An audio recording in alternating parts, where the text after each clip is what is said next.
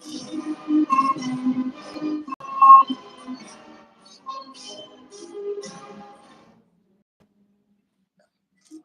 you very much, everybody. Now we take a seated. I would like to start with an opening prayer.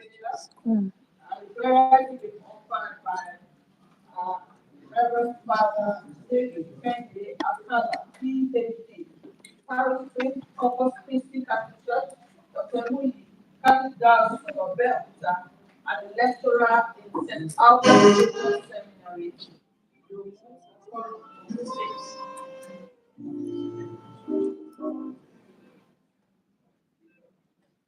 My apologies, because we have a guest. I would like to take the Moroccan national anthem. Please can we all stand up to honor our guest? Thank you.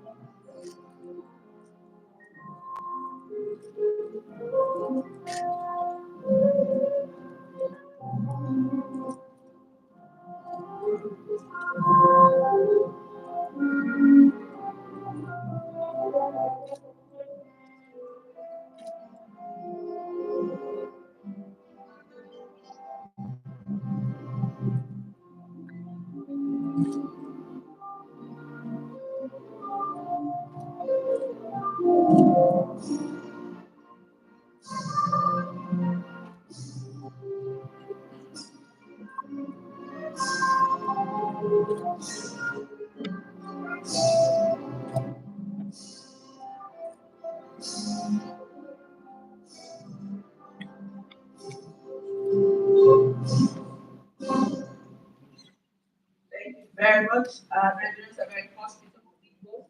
I would like to honor our guest with the national anthem.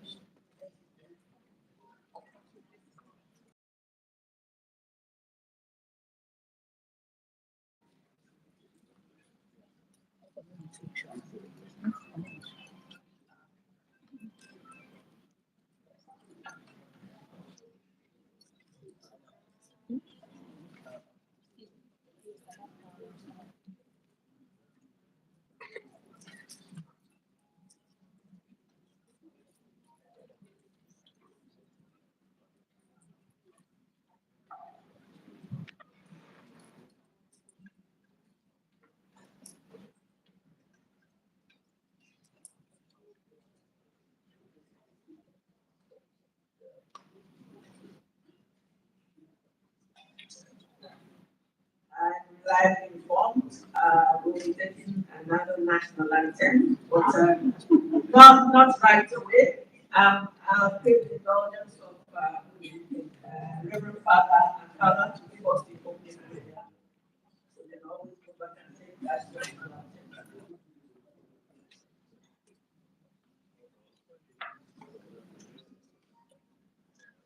In the name of the Father, and the Son, and of the Holy Spirit. Lord, glory be to your holy name for giving us this day, for the life given to every one of us, and for coming together, celebrate and to share knowledge, and to be able to also know more about you and about the talent that you have blessed the journalists with. Your name be glorified now and forever. As we gather together today at the conference once again, 12 times of it in the Realnews, continue to bless and continue to increase your presence. Bless also all those who have come from wherever, that they will continue to see good things in you through this conference, through Christ. In the name of the Father, Son, and Holy Spirit. A round of applause for that beautiful prayer. Okay. Fantastic.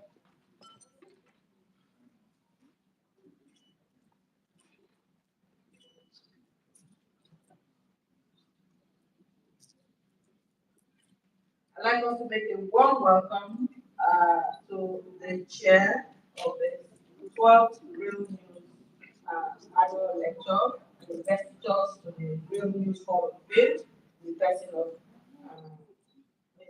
Idris Elliot. A round of applause for her.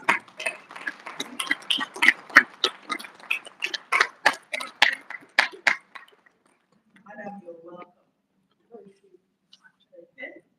As she says this, can we take the Cameroonian national anthem?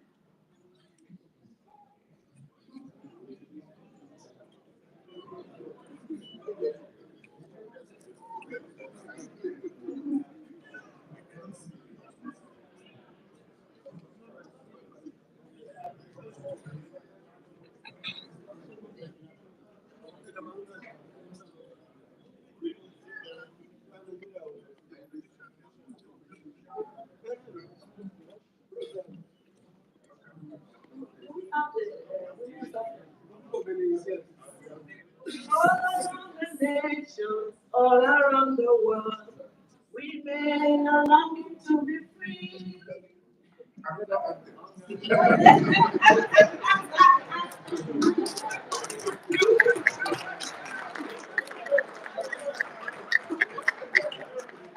A beautiful round of applause for her and your husband.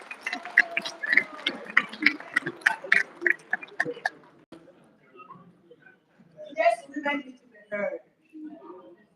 Yes. Already what? That's what we are told. That's what we are told.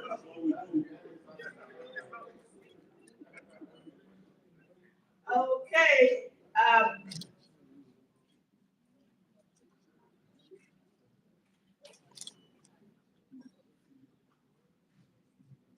It will now be the turn of the welcome address by the Amazon um, resident. Okay, let's make a warm welcome for Engineer Sheikh Tijani of Amal Technologies. Welcome, sir. I think we can do better than that. Another round.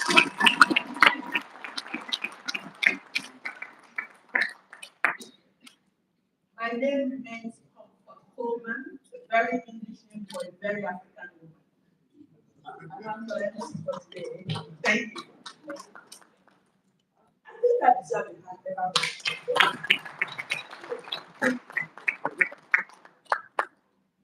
And I'd like to call on a tireless worker, an Amazon, a dogged fighter, a fearless journalist,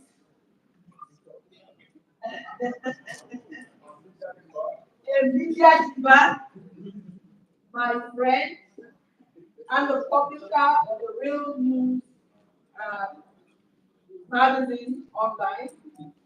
I'd like us to put a warm and resounding applause for Miss Maureen G.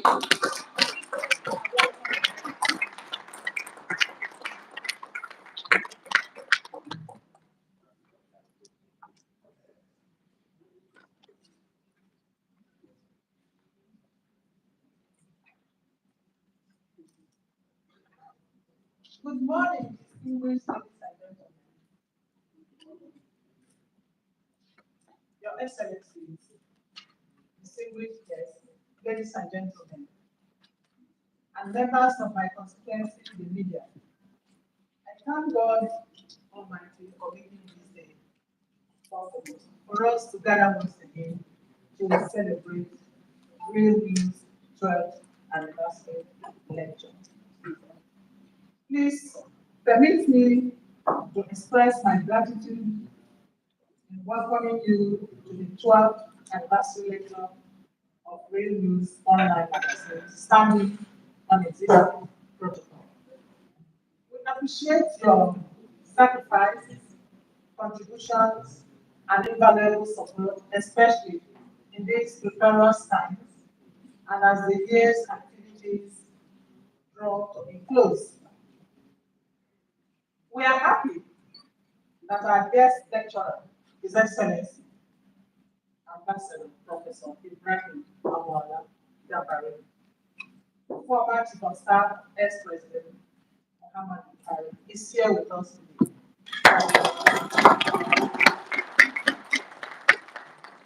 We are grateful you made time out of your hectic schedule to honor our invitation. Prof, we are also thankful to your personal assistant, Ibrahim Lawal, and our editorial advisor, Paul who is on a mission to Ghana. That's why he's not here. For their efforts towards ensuring that you are here today. Welcome, sir. We are also delighted that Ms. Beatrice Ayo, country representative, UN Women, and the chair of the occasion is here. Welcome, ma'am. Also in our midst are our keynote, Dr. Karim Elamoy, Executive President of the Policy Center for the New South.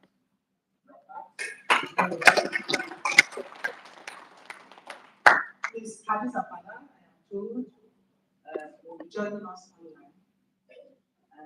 And special advisor to the President of Nigeria on Policy Coordination and Head Central Delivery Coordination. And Engineer Shehu, Managing Director of Amal Technologies. To all of you, another distinguished here today, we are most grateful that you honored us with your presence. The anniversary lecture series is one way that Realnews contributes to building and development by providing a forum for transformational policy discussions by professionals, scholars, technocrats, and decision makers for the way forward for our great nation and Africa.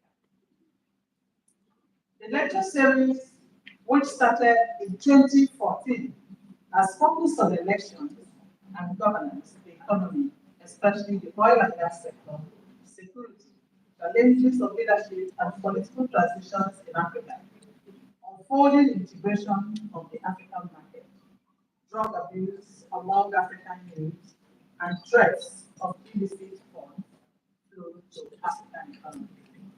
This year's topic, Africa in World Shifting Point, matters arising on democracy, technology, artificial intelligence, natural resources. It was chosen because of the concern about Africa's integration into the global economy and its threats towards authoritarianism, protectionism, nationalism, and the overwhelming influence of technology. Is Africa isolated or unite? What are the continent's strengths that can be leveraged for integration into the global economy for the optimal benefit of our people? We narrowed down on our guest lecturer today because of his pedigree. We are convinced beyond doubt that he and the keynoter will do justice to the topic of this lecture. We also have a carefully selected panel of discussants with relevant expertise, knowledge, and experience to illuminate the topic. As usual, I would like to appeal to my journalist colleagues here to ensure that the message from here today is heard across Africa and beyond. Of course, at Real News, we will ensure that we do our part by giving the widest publicity to this important lecture and the discussion. Real News boasts of a crowd of seasoned journalists who believe strongly in the tenets and ethics of the profession. We are convinced that journalism, as a society, that journalism, where fundamental journalism should be practiced in a society where fundamental human rights are respected and where citizens enjoy freedom to pursue their interests without let or hindrance. Our motto is for God and humanity. It's also self. explanatory.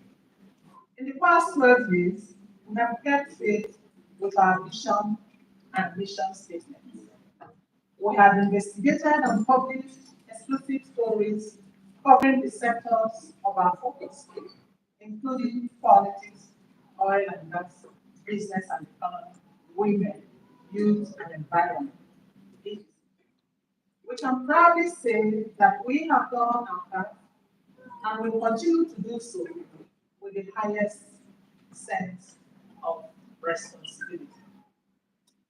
It suffices to say that the modest success we have recorded at Realnews has come with its share of challenges, especially in fashioning creative ways to sustain our publication in a difficult economic environment and dwindling prospects for advertisement. Consequently, we wish to invite everyone here, especially those who are not already on our mailing list, to visit our website, subscribe to our e-newsletter, and enjoy investigative reports on topical issues rendered in professional style. Realnews magazine is free, but without your support from the public or private sector alike and civil society, it will not survive. The support can be in form of advertisements, special supplements, and special features on our company, on your company or organizations for publication on our website. We also welcome capacity building programs for our staff to serve our clients better. Realnews is also into consultancy, research, writing books and biographies, and image survey for companies. Over the years, we have published books such as Federal Road Safety Commission in the Eyes of the Media, Volume 1 to 4, Pathways to Economic and Political Development of Africa, and Paragon of Journalism 1 and 2. Volume 1 and 2. We are currently working on several manuscripts and require sponsors for their publication. These are some ways we raise money for our free source online publication with investigative journalism as our first law. In addition, we welcome authentic and constructive whistleblowers to Realnews magazine. Rest assured that all information provided will be handled with the highest responsibility and confidentiality. Real News Magazine is all about investigative, robust, and excellent journalism. We are your development partners, and together we will build a strong and vibrant society where all will be free and happy to live and invest in. Before I conclude, I would like to appreciate and welcome members of the Real News Hall of Fame, present and online. The Real News Hall of Fame is a modest way of honoring lecturers and speakers at our anniversary lectures for their contributions to knowledge and national development. We also honor our Real News ambassador. And I pause a little bit to acknowledge one of our Real News Hall of Famers, who is my auntie, and she died on October 31st. And I'm sure all of you know her because she is also prominent in the media industry. Dr. Ngozi Adina. Please, can we start the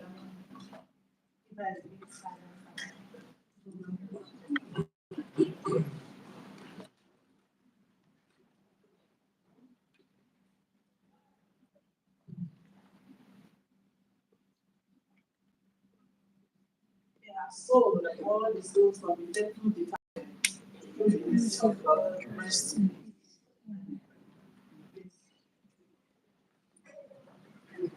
Distinguished guests, ladies and gentlemen, may I also claim your indulgence to thank members of the Real News team led by Mr. Godin Ike, led behind, Mr. editorial consultant, for their commitment, hard work, and sacrifice. Mr. Paul Ejime, the Global Affairs Analyst for his editorial guidance. Mr. Adabaka, CEO of News First Africa. Mrs. Comfort Thomas, my friend and my big sister.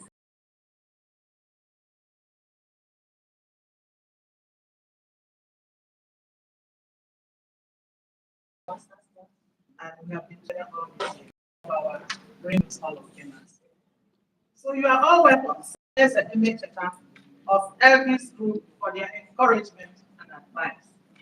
I cannot end this address without thanking the government institutions and corporate organizations that made this year's Realnews Advisory Lecture possible through their support and advertisement.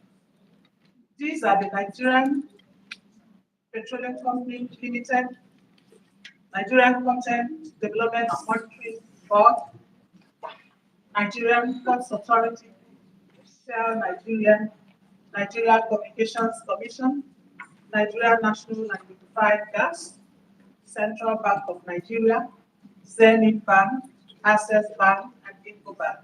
We are most grateful to you all.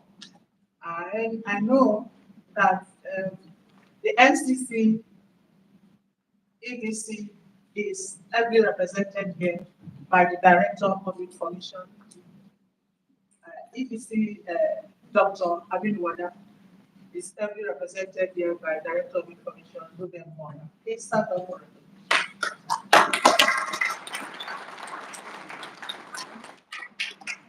We are most grateful to you all. To the physical attendees and online participants all over the world, following proceedings via Zoom and live streams on Facebook and YouTube from different countries, I appreciate you all. Really is indebted to you all. Thank you for your attention. Welcome one and all. God bless Realnews. God bless Nigeria. God bless Africa.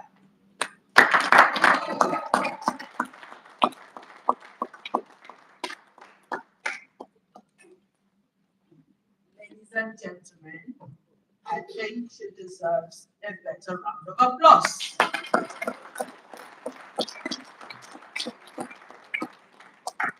Thank you. It is not easy,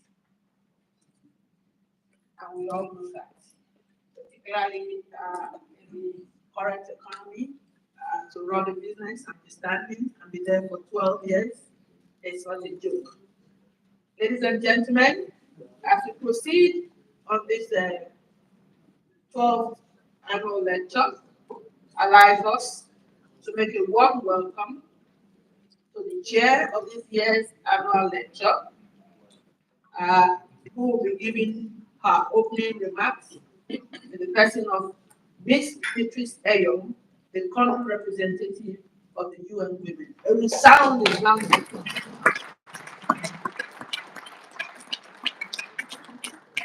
Keep going, keep going.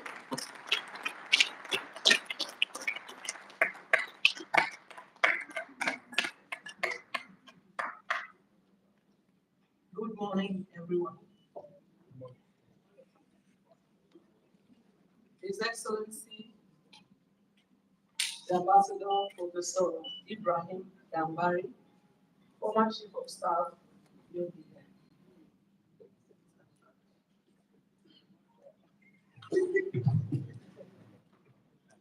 Please now. MC. This one is photograph. Let me send it. MC.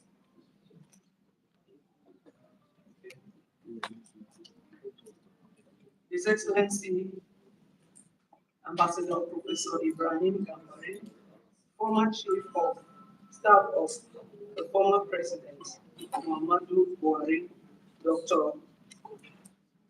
Karim El, please, I know if I don't call it well, please.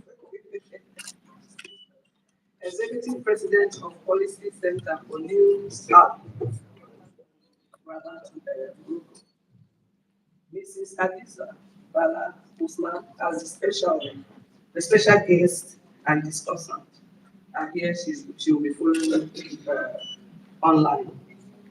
And ladies and gentlemen, allow me stand on the existing protocol. Ladies and gentlemen, I am deeply honored to be the chair of the 12th anniversary lecture of Real News. Real News magazine pioneered online weekly investigative and general interest news publication in Nigeria.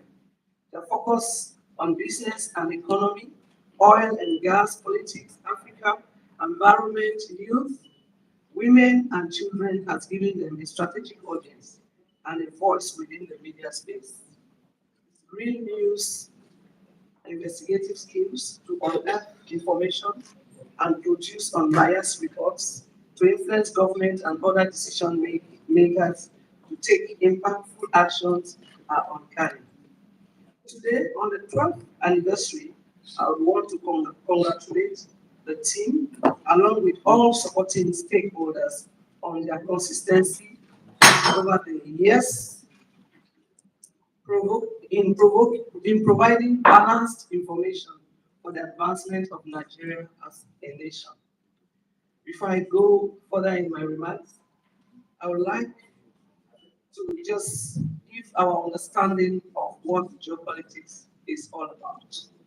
Some experts opine that geopolitics is a study of how the country's geography, that is the location, the terrain, the land, the size, the climate, the soil, and raw materials, affect its foreign economic, military policy, and strategy. They say the word geopolitics comes from two words, geography and politics. I would also like to talk about what is changing in the geopolitics. What are some of those things that we can see? I know our keynote speakers, our our key lecturer will be going deep into those things. But as we look at the geopolitics, we see that there are things that are changing. We are seeing the rivalry between the stronger countries, such as U.S., China, and Russia. Today, at first we didn't have the BRICS. Today we have the BRICS, which is bringing its own dynamics into the whole space. And there is the need and the fight for more natural resources, leading to continuous polarization of these countries.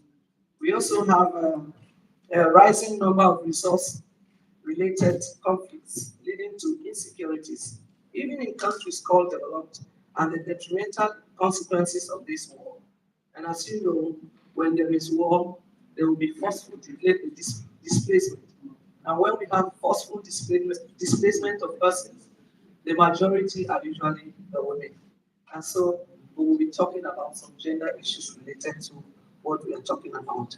We are also looking at the issues related to ineffective democracies. If you ask me, some African countries have done well in advancing their democracies, but there are other countries that have not done their their work well in terms of democracies. And we have witnessed in the Sahel region, we have witnessed how some countries decided to break away from their economic blocks. Like you have Mali, you have Niger, you have Burkina Faso, who are now not, they have declared themselves not being a member of ECOWAS. They want to be on their own. We also have the issues of increased demographics. That is high birth rate. If we can look at it, some of the countries they have high birth rate vis-a-vis underdevelopment, causing a huge brain drain from African countries through professional and unprofessional migrations. All these are issues I think will come up. And we also have huge gender-based violence and the situation of women and girls, especially as it concerns the feminization of poverty, feminization of mobility and mortality, leading to the underdevelopment of our countries. No country can develop with a high rate of gender inequalities and feminization of underdevelopment. I believe that our lecturers will give us. But another thing I want to put today on the table is that despite all that I've said, Africa will become a prominent player. Despite all those things I've put, Africa will become and can become and should become a prominent player because of its resources, because of the youthful population that we have, because of the attractive growth prospects which will give their leaders a leverage in modern affairs. Africa's population will reach 2.5 billion people. That's what statistics are saying by 2050, and will constitute what is expected to be a quarter of the world's population. According to studies, sub-Saharan Africa will soon be the only place with birth rates at replacement level or higher. While major economies like China, the US, and Europe are expected to see major demographic decline. I think all this we'll discuss in detail. As a result of this uh, demographics, the African middle class is anticipated to reach 1.1 billion by 2060, up from 355 million in 2010. It's even said that as early as 2030, 250 million Africans are expected to unlock $3 trillion in consumer spending. So all is not but all is not negative. There is something that Africans can look forward to. They can aspire to. So there are possibilities. And in terms of resources, we know that the African continent can boast of about 30% of world's mineral resources. So we have things that can make Africa still become prominent in this shifting geopolitics. So, in an area marked by shifting global dynamics, Africa and other parts of the developing world are experiencing the profound transition from traditional geopolitics to a more nuanced geo-economic framework. This evolution reflects the growing recognition that economic interests, rather than mere political allegiances, are driving international relations in these regions. So it's not just because I like to be with this country that will matter. It's because of our economic interests that we will want to associate with one country or the other. And then we have the rise of emerging powers. That's again. We have the rise of emerging powers, particularly China and other Asian countries, that have also challenged the long-standing dominance of Western economies. Africa too is also involved in technology. Africa has recorded 7 tech unicorns. A unicorn is privately held startup company with a valuation of over $1 billion over the years, with a larger number of them coming from Nigeria. This gives credence to the growing youth population in the country and also the move towards technological advancement. In this time of global upheaval and a rapid changing climate, the economies of sub-Saharan Africa stand to benefit from vast endowments of, anyway, their natural resources. That's what I've already said. Global efforts to decarbonize economies are likely to create demand for 3 billion tons of minerals and metals needed to deploy solar, wind, and geothermal energy by 2050. Many of these minerals are found in abundance across Africa. As the world adapts, we anticipate structural changes perpetuated by the growing positive impact of these transitions in the world and the African continent. Yes, there's that future, there is that hope, there is that horizon that Africa can rise to, but there are obstacles that Africa has to tackle. The main obstacles are wars. They are not all the obstacles, but the main obstacles are wars, feminized poverty, high gender inequalities, inadequate infrastructures to technology, and corruption.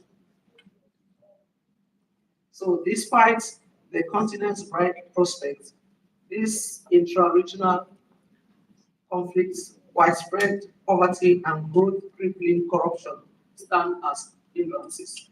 So, if we actually have to go towards that positive direction, we have to handle all these things.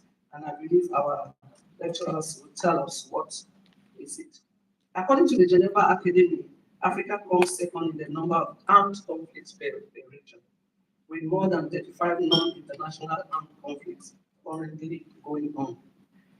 So, what I will be looking at is to say that in all this that I have to put on the table, data shows that women and girls are disproportionately affected by these changes, with women dominating the lower tiers of positive growth and being the worst victims of negative changes, thereby perpetuating cycles of poverty.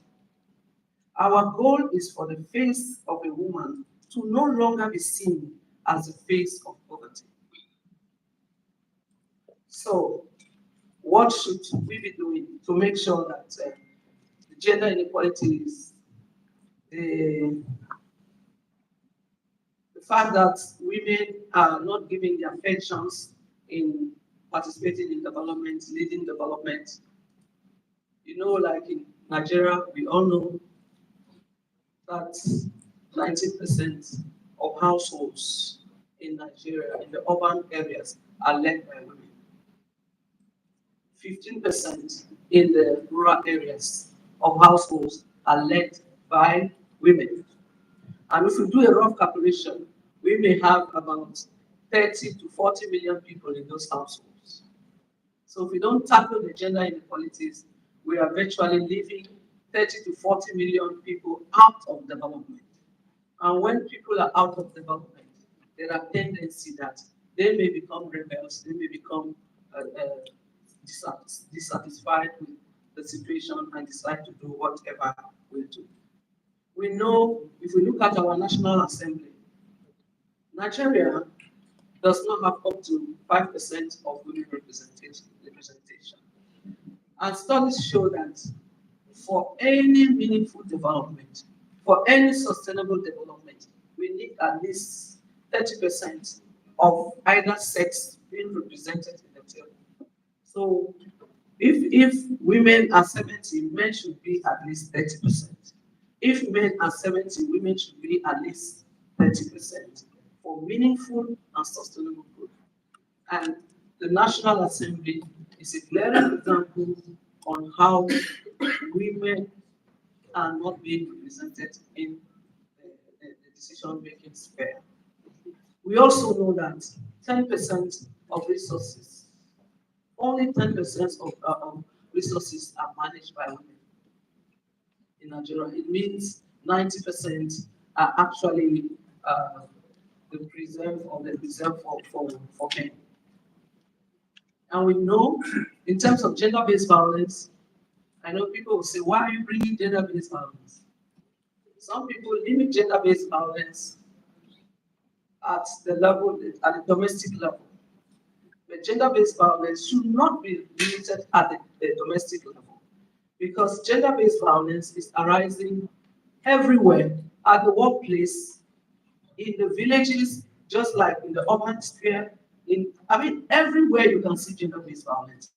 And 30% of Nigerian women and girls have testified that they have faced one form of gender-based violence. That's what is in the statistics. But the issue is, why tackle gender-based violence? Studies have shown that gender-based violence has the capacity to detrimentally affect our economic growth. And I think this is very, very clear, because if you maybe make me because of verbal violence or physical violence or maybe violence at online violence, and I cannot produce for 1 month, then you have reduced my productivity. And just imagine if you have to do that to millions of women. If 30% of Nigerian women say they have faced some form of gender-based violence, just take 30% of the whole population. Then you have millions of women, let me say at least 30 million of women who cannot produce. With time, we are going to see that the economic growth will be affected, the GDP, the gross domestic product will be affected. So gender-based violence is not just, oh, I have the right to slap my wife, I have the right to do this. But gender-based violence has a detrimental effect on the growth prospect of the country. So these are issues that we need to discuss and look at how it has to be handled. So, what should Africa be actually doing with all these gender issues? When we look at Nigeria, for instance, Nigeria has 75% of all the legal frameworks needed for the free participation and leadership of women in this country. But the problem is the implementation. And we see that there's a huge resistance, not only from men, because I'm sure people will expect me to say it's coming only from men. Yes, it's coming from men, but there's also even huge resistance also coming from women. And there's also huge resistance also coming from institutions. We are working with institutions, but we realize that those institutions are not gender responsive. We've been working with the media because we also realize that the reporting in the media is actually not portraying the quality, the excellence, the qualification of the Nigerian woman. And in Nigeria, I will tell you, Nigeria has, I say it everywhere I go, that Nigeria is a reservoir for qualified women, for women with expertise, for women with competencies. I tell you cannot find better on the continent than in this country. And they are showing their excellence at the international level. My senior boss, the Deputy Secretary General of the UN, is a Nigerian woman. The head of the World Trade Organization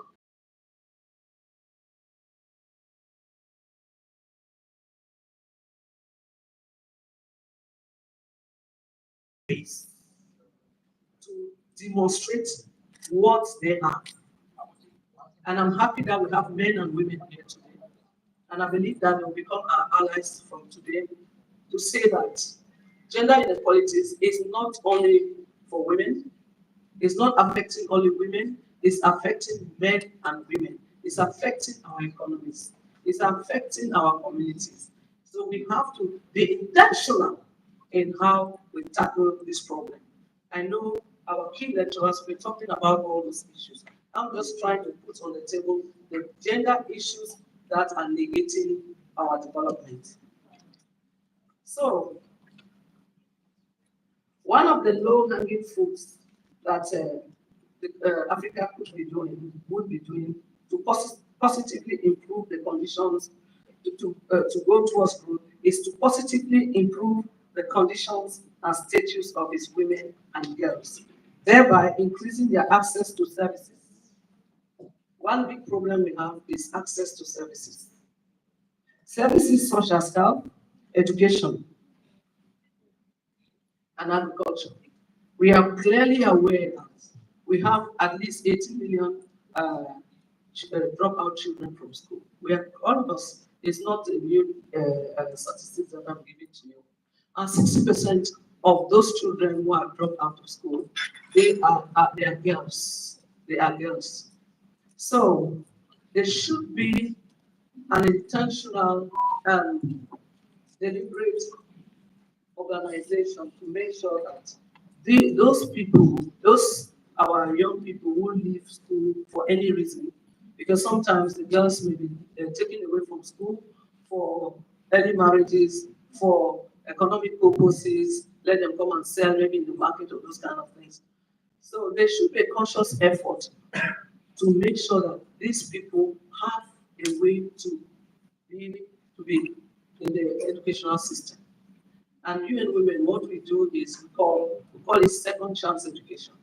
For all those women who have been have dropped out of school because of one thing or the other, we organize programs for them to be able to read, to be able to count, to be basic skills and also businesses. And some of them, when we work with them, they decide to go to secondary school, decide to go to high schools and even universities. So as long as we have this kind of situation, we drop out a huge population of dropouts. I tell you, for me, it's a time bomb because those people will come back to ask questions. So these are things that we have to be very intentional. We have to be intentional in increasing the health services to women and girls. Today, we have a high level of maternal mortality. And I'm telling you, it's not easy for any home that the woman dies, the wife, the mother dies. It's also not very, very easy. It's very, very difficult. But when we have a situation where we can go up to 1,500 women losing their lives in every 100,000 life births, this is something that we have to be deliberate about to make sure that women don't die because they are delivering children in the world. Agriculture. Agriculture, I know that women play a great role in agriculture in terms of providing labor, uh, post-harvest activities, commercialization, processing. But I want to put on the table today that we are faced with a situation where in Africa, the statistics show that we can have post-harvest losses of about 40%. About 40%. And we have countries in this continent that are food insecure. It is also statistics show that about 30 million people in Nigeria are food insecure. But we lost up to 40% of harvest. These are things we need to be deliberate about. I will allow the lecturers to go into this. We need to increase access to technologies. Today, there is a digital divide. There's a clear digital divide in that women they have less access. They have less access to digital solutions. They have less access. Some girls have never touched a computer. Some don't even know what we're talking about a computer. And we know, like for many economies, like the Nigerian economy, we are going digital. We are going digital. If we have people who actually cannot access these digital solutions, then we are going to have a parallel economy where you have those who are in the digital economy and those who are completely out of this economy. So these are things that we are putting on the table that we should make sure that as we advance in technology, they should also take the gender dimension of, technology. We are also saying that we should also promote the access of women to resources, markets, decision-making positions, and peace processes.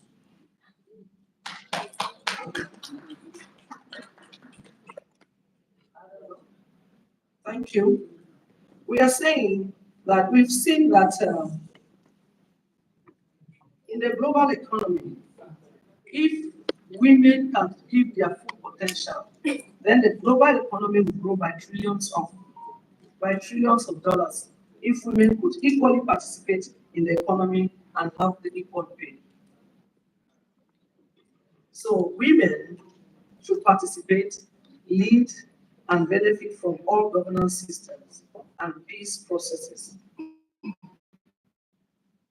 Studies show that peace negotiations without women and girls would not last up to 10 years.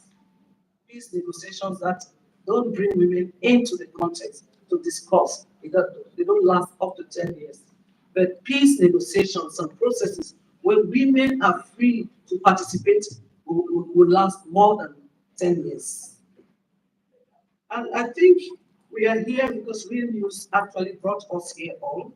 I think the media too is an important area that there should be deliberate focus to make sure that the media has the freedom to, to do what it's supposed to do.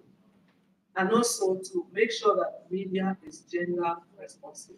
So they don't cause harm to women and girls by their reporting.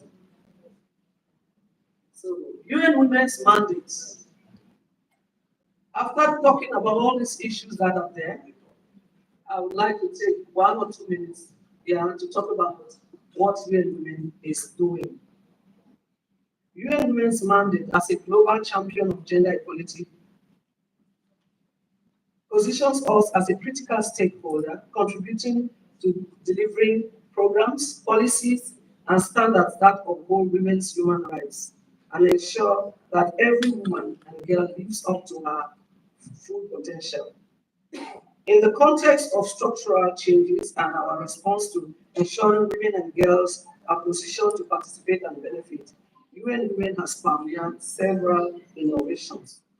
In response to climate shocks and sourcing for alternative and clean energy, UN Women has been promoting a climate smart agriculture. This climate smart agriculture is also accompanied by a digital platform we call Buy From Women. Buy From Women allows rural women to have access to information, real-time information about the climate, about the market, and they also have the possibility to expose their goods and make sure that they sell at very good prices. The Buy From Women digital platform also changes the way cooperatives serves women and also how the agricultural extension is serving women.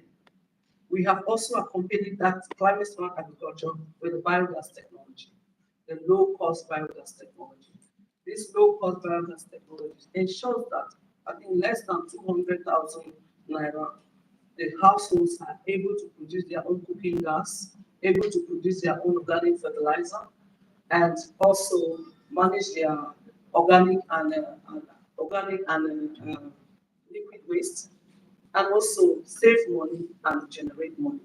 So UN Women is also working with governments at the federal level and at the state level, implementing affirmative procurement. Affirmative procurement is simply saying for all the public contracts, what percentage is going for women? And we've worked with the Kaduna State government, and today there's a law that stipulates that women entrepreneurs can benefit up to 30% of public contracts. We have also looking at the participation of women in governance, participation of women in economic development, participation of women in all aspects of development. So as we continue with our further discussion, I know they'll talk broadly about Africa, but as stated on the table before I conclude that, there will be no meaningful development if 50% of the population is left behind, is put out of development. So as we discuss, let's also consider the gender issues that needs to be tackled so that Africa can actually become that prominent player within the shifting geopolitics. UN Women remains committed to partnering with the government of Nigeria and the world in fostering economic empowerment, increasing decent job creation, improving the contribution of women and youths in peace processes, and also listening to me. Thank you.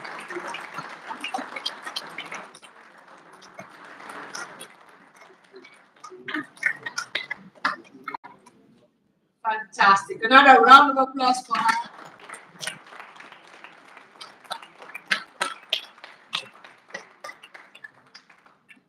You'll agree with me that she's loaded. Thank you so much, madam, for those words that inspire us to think about how parts of the population are left behind, and how leaving behind those parts of the population impacts the whole and leads to low productivity generally of the continent and of the nation. Ladies and gentlemen, before I call on the keynoter, I'd like to just use this opportunity to introduce and welcome a surgeon, Dr. Frank Ogene. A round of applause for him, please. I also like to introduce and welcome the representative of the chairman of the ICPC in Abuja, Mr. Kabir Elenu. A round of applause for him. Okay, as we continue this key Realnews 12th anniversary lecture, uh, it's my honor and privilege to welcome the executive president, Policy Center for the New South, based in Rabat, Morocco, and the person of His Excellency, Dr. Karim El Anoui. A round of applause.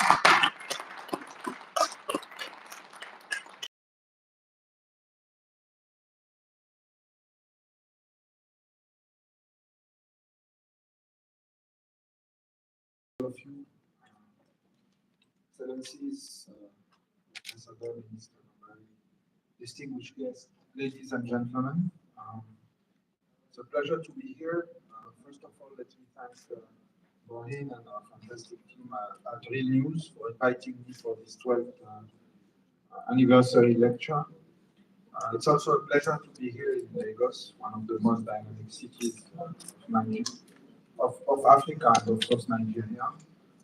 Let me say a few words about myself, so it will explain a little bit part of what I'm going to share with you. I come from international financial institution, the World Bank and the Central Bank of Morocco, where I've combinedly spent almost 18 years of my life. I'm now in academia as Dean of Mohammed VI Polytechnic University in Rabat, and also I lead the think tank, the Policy Center for the we come together with Realnews and Maureen as we share a passion about, and I quote her in our introductory remarks, about transformational policy discussions. So this is what we do at the Policy Center. We try to inform policy making. We try to use the knowledge, our expertise. Ladies and gentlemen, we said this at the beginning of this program, before the dignitaries came in. Please put your phone in the silent mode. It's totally disrespectful for the phones to be going off in a lecture like this. And please keep it quiet, please. Thank you. Okay. So what we're trying to do is to develop a corpus of knowledge to respond to the challenges of Africa. And what it means for us, this changing world, what it means for us, as it was offered to us to discuss here, the climate transition, demographics, the changing world, etc. So today, let me share with you a couple of ideas around 5 key points. The first one, let me share with you how we see the world from our think tank, but it is a truly Pan-African institution, as we have 15 nationalities, and including from others in the south in China. The second point will be what the mega trends and what they mean for us, looking again through African glasses. Mega trends being climate, demographics, and digitalization. The third point would be what kind of growth strategy can we have, us here on the continent? And I'll try to distinguish between middle-income countries and low-income countries. The fourth point, I will suggest elements of a method to devise this growth strategy and to navigate between action and vision, between, let's say, science and politics for better policies. The fifth point, I'll say a few words about how can Africa leverage this new world, this changing world that we are seeing unfolding in front of us. So let me now turn to the first point. The world today, and you're all very knowledgeable about ongoing dynamics. We don't know the final outcome, if there will be a final outcome anyway. But what we're seeing is a paradoxical world where fragmentation is here in every dimensions in the multilateral system, but also in economic relations with the explosion of protection measures, protectionism, with the uh, reshuffling of value chains, so on and so forth. But at the same time, countries, particularly in the New South, are eager to cooperate.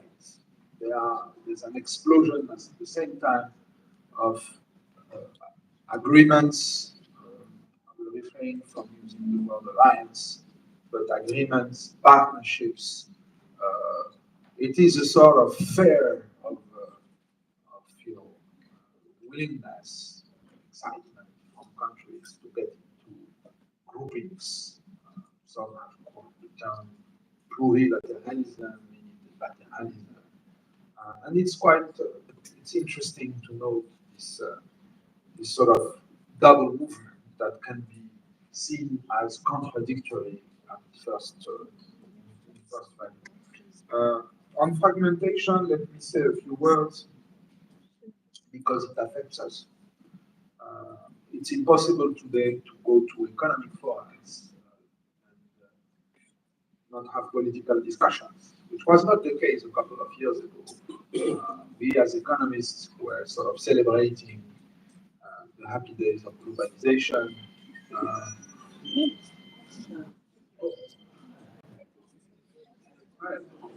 he's happy. So there was no question that politics could be an issue. Um, Today, fragmentation stems mainly from the rivalry between US and China. And this rivalry has led to profound transformation. You mentioned the WTO before, it has led to sort of completely stalled in a way, despite the great work that is done by my friend Cozy, former colleague at the bank. Despite all the efforts, we have to conclude that we're not making a lot of progress.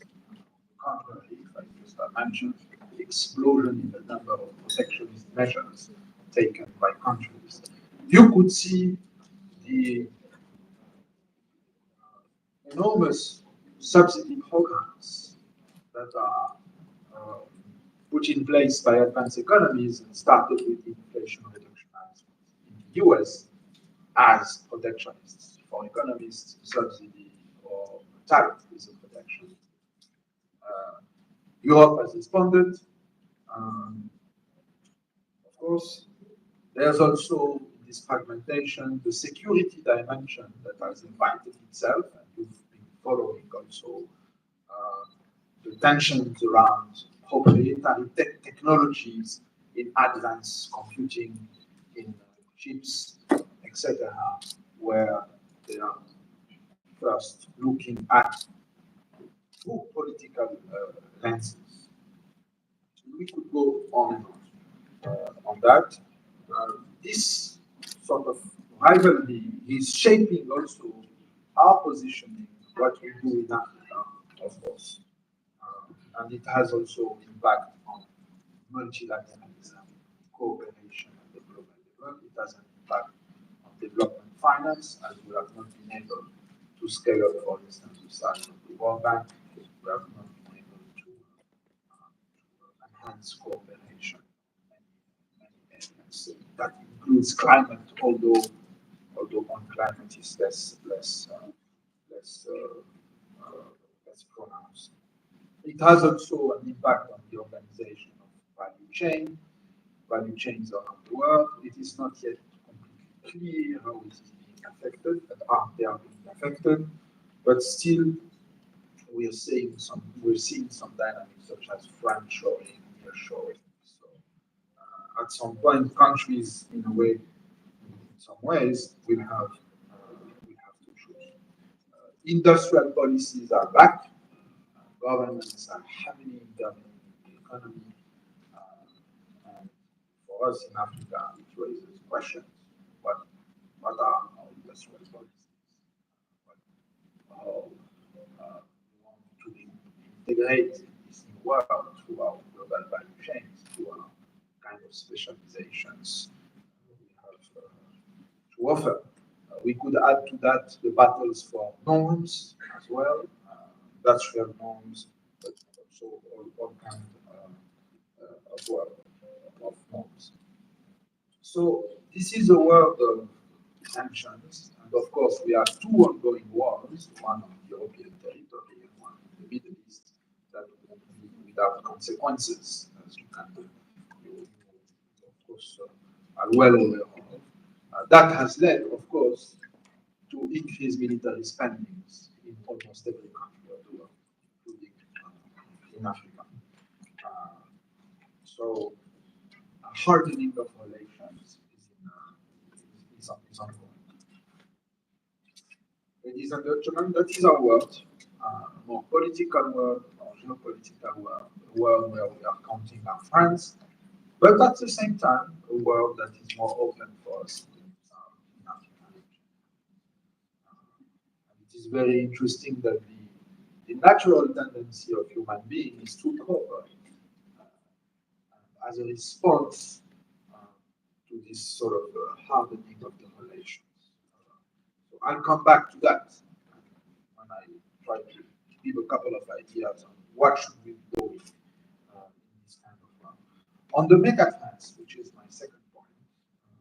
Let us group them around as it was proposed by our friends of Realnews around climate, demographics, and digitalization. Uh, on demographics, there are multiple dynamics on the continent. A country like Morocco was a double dynamic. It is aging as the proportion of over 60 in the population has never been as high as it is today.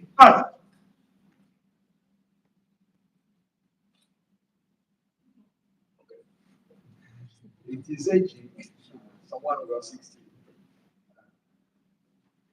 And at the same time, we still have a young, an important stock of young population under 30, and we are also affected by the brain drain. And skilled workers are being attracted by, I would say, intense policies by advanced economies to attract skilled workers. The same goes here in Nigeria and on the continent in general. So a brain drain, aging population, still a youth bulge which we need to absorb on the labor market.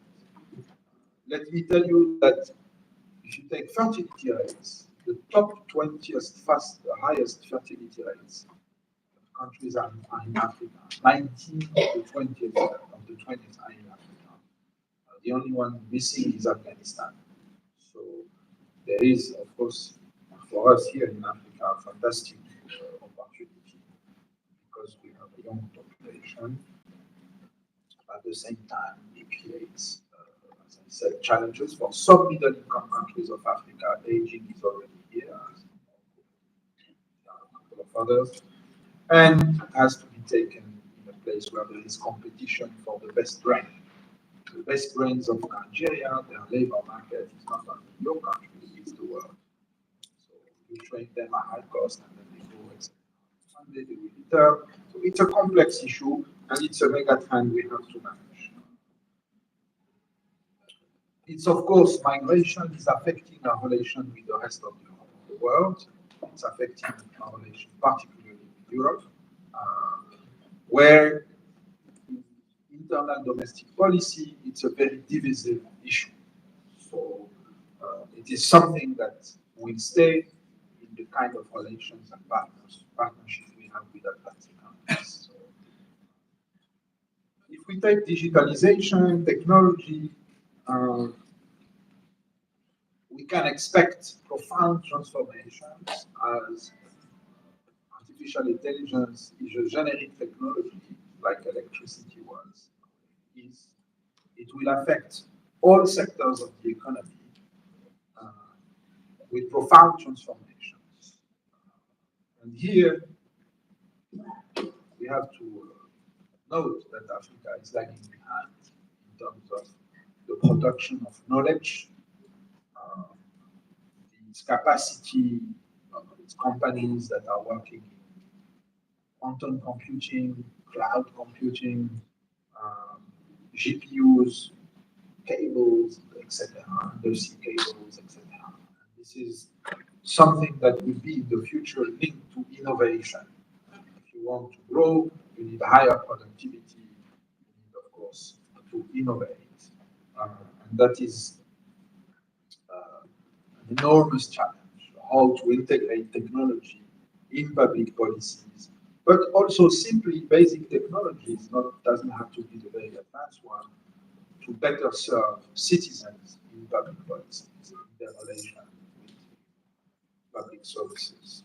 And that's something that some of it is available. We need to make the best of it. It doesn't have to be produced here on the continent, but in the future it will become, of course, an issue. Oh, 15 more minutes. Thank you. Not to mention biotechnologies and what they mean for us. I don't know if you've been following the neurotechnology, the progresses recently in neurotechnologies. They are very impressive progress being made. Um, 90%, to give you an idea and conclude on that point, 90% of the world data has been produced over the past 2 years. We're collecting today data on everything. 90% over the past 2 years. That is will remain mega trend for the future, and we need to think what do we do with these advancements here in Africa, in our public policy to serve our citizens. The third point is, of course, climate. No, not fully aware, no need to develop here. But one point that I think is important, and particularly in a city like Lagos, climate means urbanization for us in Africa. A lot. It is expected that we will add 1 billion people in cities over the next until 2050. So a huge challenge will be to do this in a sustainable way. Urbanization, roads, buildings, managing uh, liquid and solid waste, etc. This is happening in a continent that will see an explosion of its population living on the littoral, particularly in West Africa, Atlantic shores of the continent, with rising sea levels already happening. So that's will remain as a structural, dynamic, fundamental challenge in our public policy, and it needs to be organized and prepared. Organized and prepared. It's not easy to organize the growth of a city, but it needs to be met. So it's going to be risky. It has to do with security if you control the growth of your city, and it's going to be costly. So the second point was about the three megatrends, or transitions, if you wish: demography, climate, and technology. My third point is What to do with all this? The transition, the challenges, the kind of world we're seeing unfolding in front of our eyes. Here I would sound a little bit war anti-IMF type of, but I think there is no escape out of sustainable macroeconomic policies. I think you need to have uh, prudent, stable macro aggregates, and it means uh, good macro policies. It means sustainable debt and fiscal policy. It means stable and predictable exchange rates. It means uh, transparent decision making in the area of macroeconomic policies. It's, don't forget, this is happening. You need to have sustainable fiscal policy in a context where there are important and crucial challenges, as we said, managing urbanization, etc. So that's going to be a very complex balancing act for governments to do, notwithstanding the fact that, remember, since the financial crisis, our fiscal is showing, carrying the scars of the multiple crises we had since then.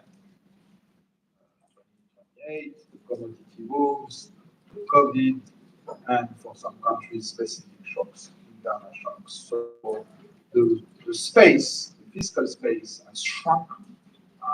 The inflation bulge that we've seen recently is not completely over, and citizens are not sensitive to inflation growth. Of course, they are, but they also are to the price level. And we've seen this recently in the US elections. That's played an important role in the outcome of the elections. So central banks will have to integrate in their policies in a way uh, the notion of the level of prices, which is accumulated inflation, of course, but it's not enough to say inflation is back to 2% or something, depending on what is your target, but you have to be well aware of the tracking of what has been accumulated over the previous period. So, difficult macroeconomic policies. As I want to insist on that. Um, and at the same time, you need to prepare for the future because macroeconomic policies to give the conditions for growth at the rendezvous. And so you need structural policies to address, as we said, climate, etc., and to grow and create jobs for your country, for your people, um, and increasing productivity at the same time. So most likely we need to engage in industrial policies. Our friends in the advanced economies have done. We need to be very careful about what we do in the area of industrial policies. This has to be country by country. Each country needs to rethink its strategy and to provide level playing field, appropriate competition policies, but also the factors for the private sector to track. That I think will remain an important issue in the future. For some countries, it's about the big push in infrastructure. They're lagging behind, way behind, as a precondition to have a more dynamic private sector, lagging behind in terms of network infrastructure, being electricity, roads, telecom, ICT, etc. So that we need also fiscal space to do. Let me cut here on the stop here on the growth strategy and say a few words, which is my fourth point on the method. And of course, that's why I told you where I come from. I think on the method, we're not fully using in most countries of the continent uh, the knowledge accumulated in the academic world to inform public policies.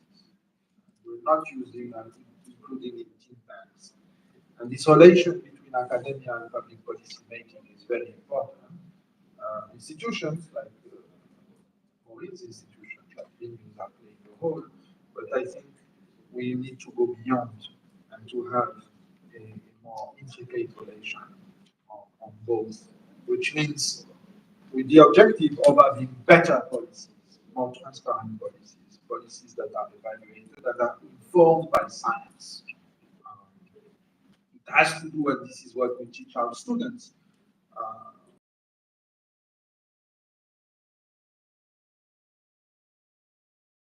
when you take decisions. In an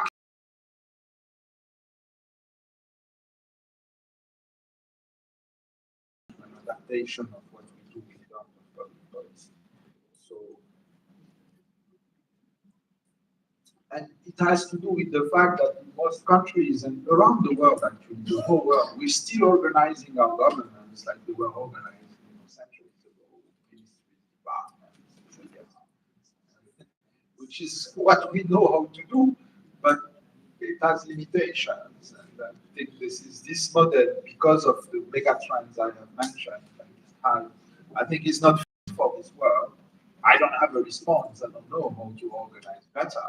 But I think some countries are doing better because they are there's more space, they have a different culture, and one country really standing on this is the US. It's been able, in its own way, to sort of have modern government organization to face the challenges, although this current government is not happy about it. So it's interesting. The fifth point, and I conclude, is so how can we in Africa leverage this new world? Already mentioned that we need growth strategies in our countries, but we need at the African level it makes less sense. There is the agenda 2063, but every country needs to review its own growth strategy. Does it make sense? Is it how it makes the best out of this new world? So it's a time for introspection, I would say, in terms of growth policies. In terms of our relation with the rest of the world, it's also time to rethink the worldview for every country and to rethink its relation with the rest of the world. So, let's say, what kind of multilateralism? And there are questions that are at the level of countries, and there are questions and issues that are at the level of the continent. So, at the level of countries, what are your partners? How do you want to interact with them? But at the more at the, I would say, the continental level, it is what kind of world we want us Africans. What do we have to say on multilateralism? Do we care about multilateralism? Yes, we do. Um, we don't want to choose in this long game of rivalry. Uh, we still want to cooperate. We want a reform of the international financial institutions. We want a larger World Bank to finance the big push in infrastructure I have mentioned. Just to tell you, remember, the World Bank has $25 billion paid in capital, and it has been able on this basis to do close to $1,000 billion of loan. It's an efficient mechanism. It has, it's an institution that has 80 years old now. So it was built after the 1945 war, made sense at that time, served well, but now we need a new institution for the country, 80 years, I would say. And it has to be, I think, take into account the needs of Africa. Same goes for the African Development Bank. We need a larger one to finance those needs. As I mentioned, there will be no way out of an increase, large increase in investment for us to grow and provide the jobs for our younger generation. The last point is the narrative about Africa.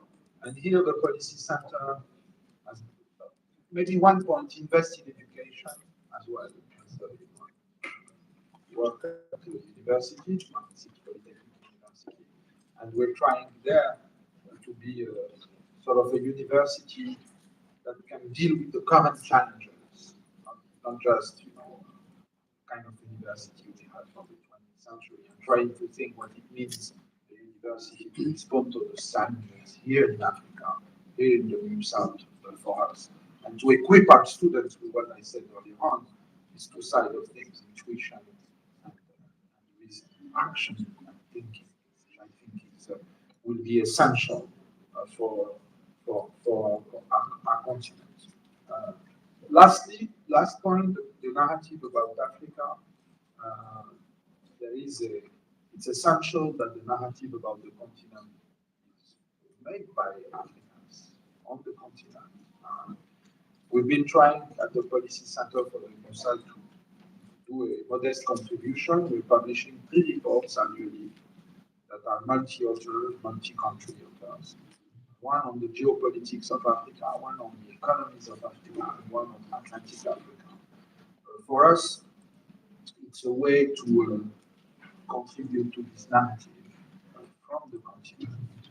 It is essential and it shapes perceptions and it can shape as well the perceptions of course of investors about the continent. And I think it's about high time that the narrative about this continent is made here, not somewhere else in one of the largest capitals of advanced economies.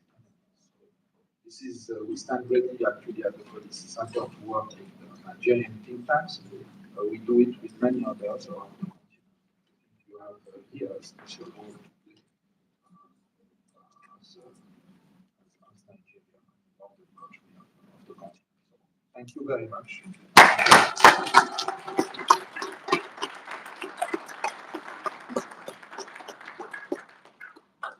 Thank you so much, Dr. Karim El Anoui, who came all the way from Rabat, Morocco. He deserves a resounding.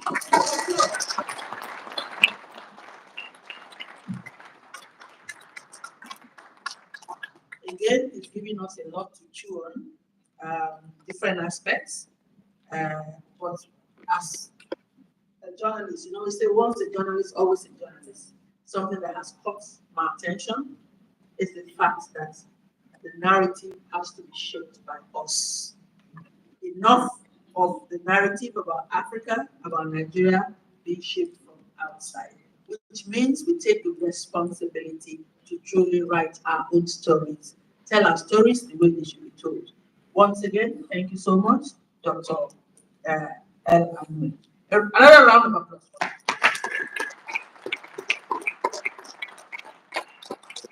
Okay, so like we say in Nigeria, the big masquerade is about to appear, and it's my honor and pleasure to call on a very important personality. Uh, he was the former chief of staff to President Muhammad Buhari, and he was the former Nigeria's permanent secretary to the United Nations, a permanent representative, apologies, okay, to the United Nations. And he'll be talking on Africa in world shifting geopolitics, matters arising on demography, technology, artificial intelligence, and natural resources. I'd like us to give a warm, resounding welcome to Professor Ambassador Ibrahim Abdullah.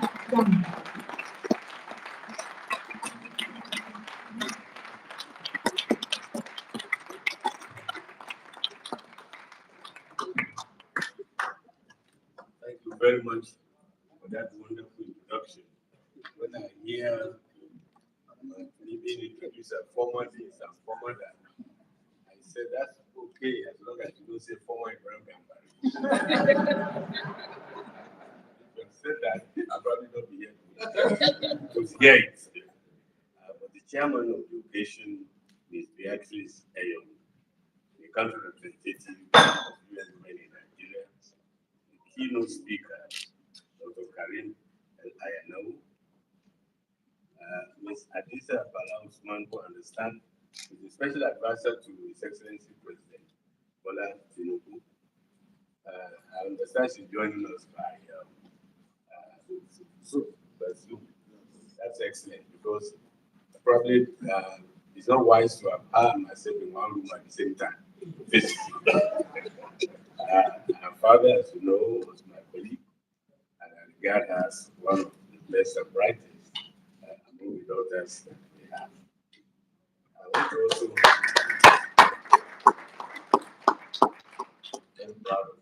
I also want to acknowledge Dr. Halilu Ahmad Shama, the Director General of the, what did we call it? The former Director General, National Space Research and Development Agency. So that when I talk about artificial intelligence in space, please correct me when I move. Please welcome distinguished guests, ladies and gentlemen. I didn't come all the way from Morocco as Dr. Karim, but I actually traveled longer. I was in the United States just day before yesterday, and I arrived, and I wanted to make sure that I come to this event.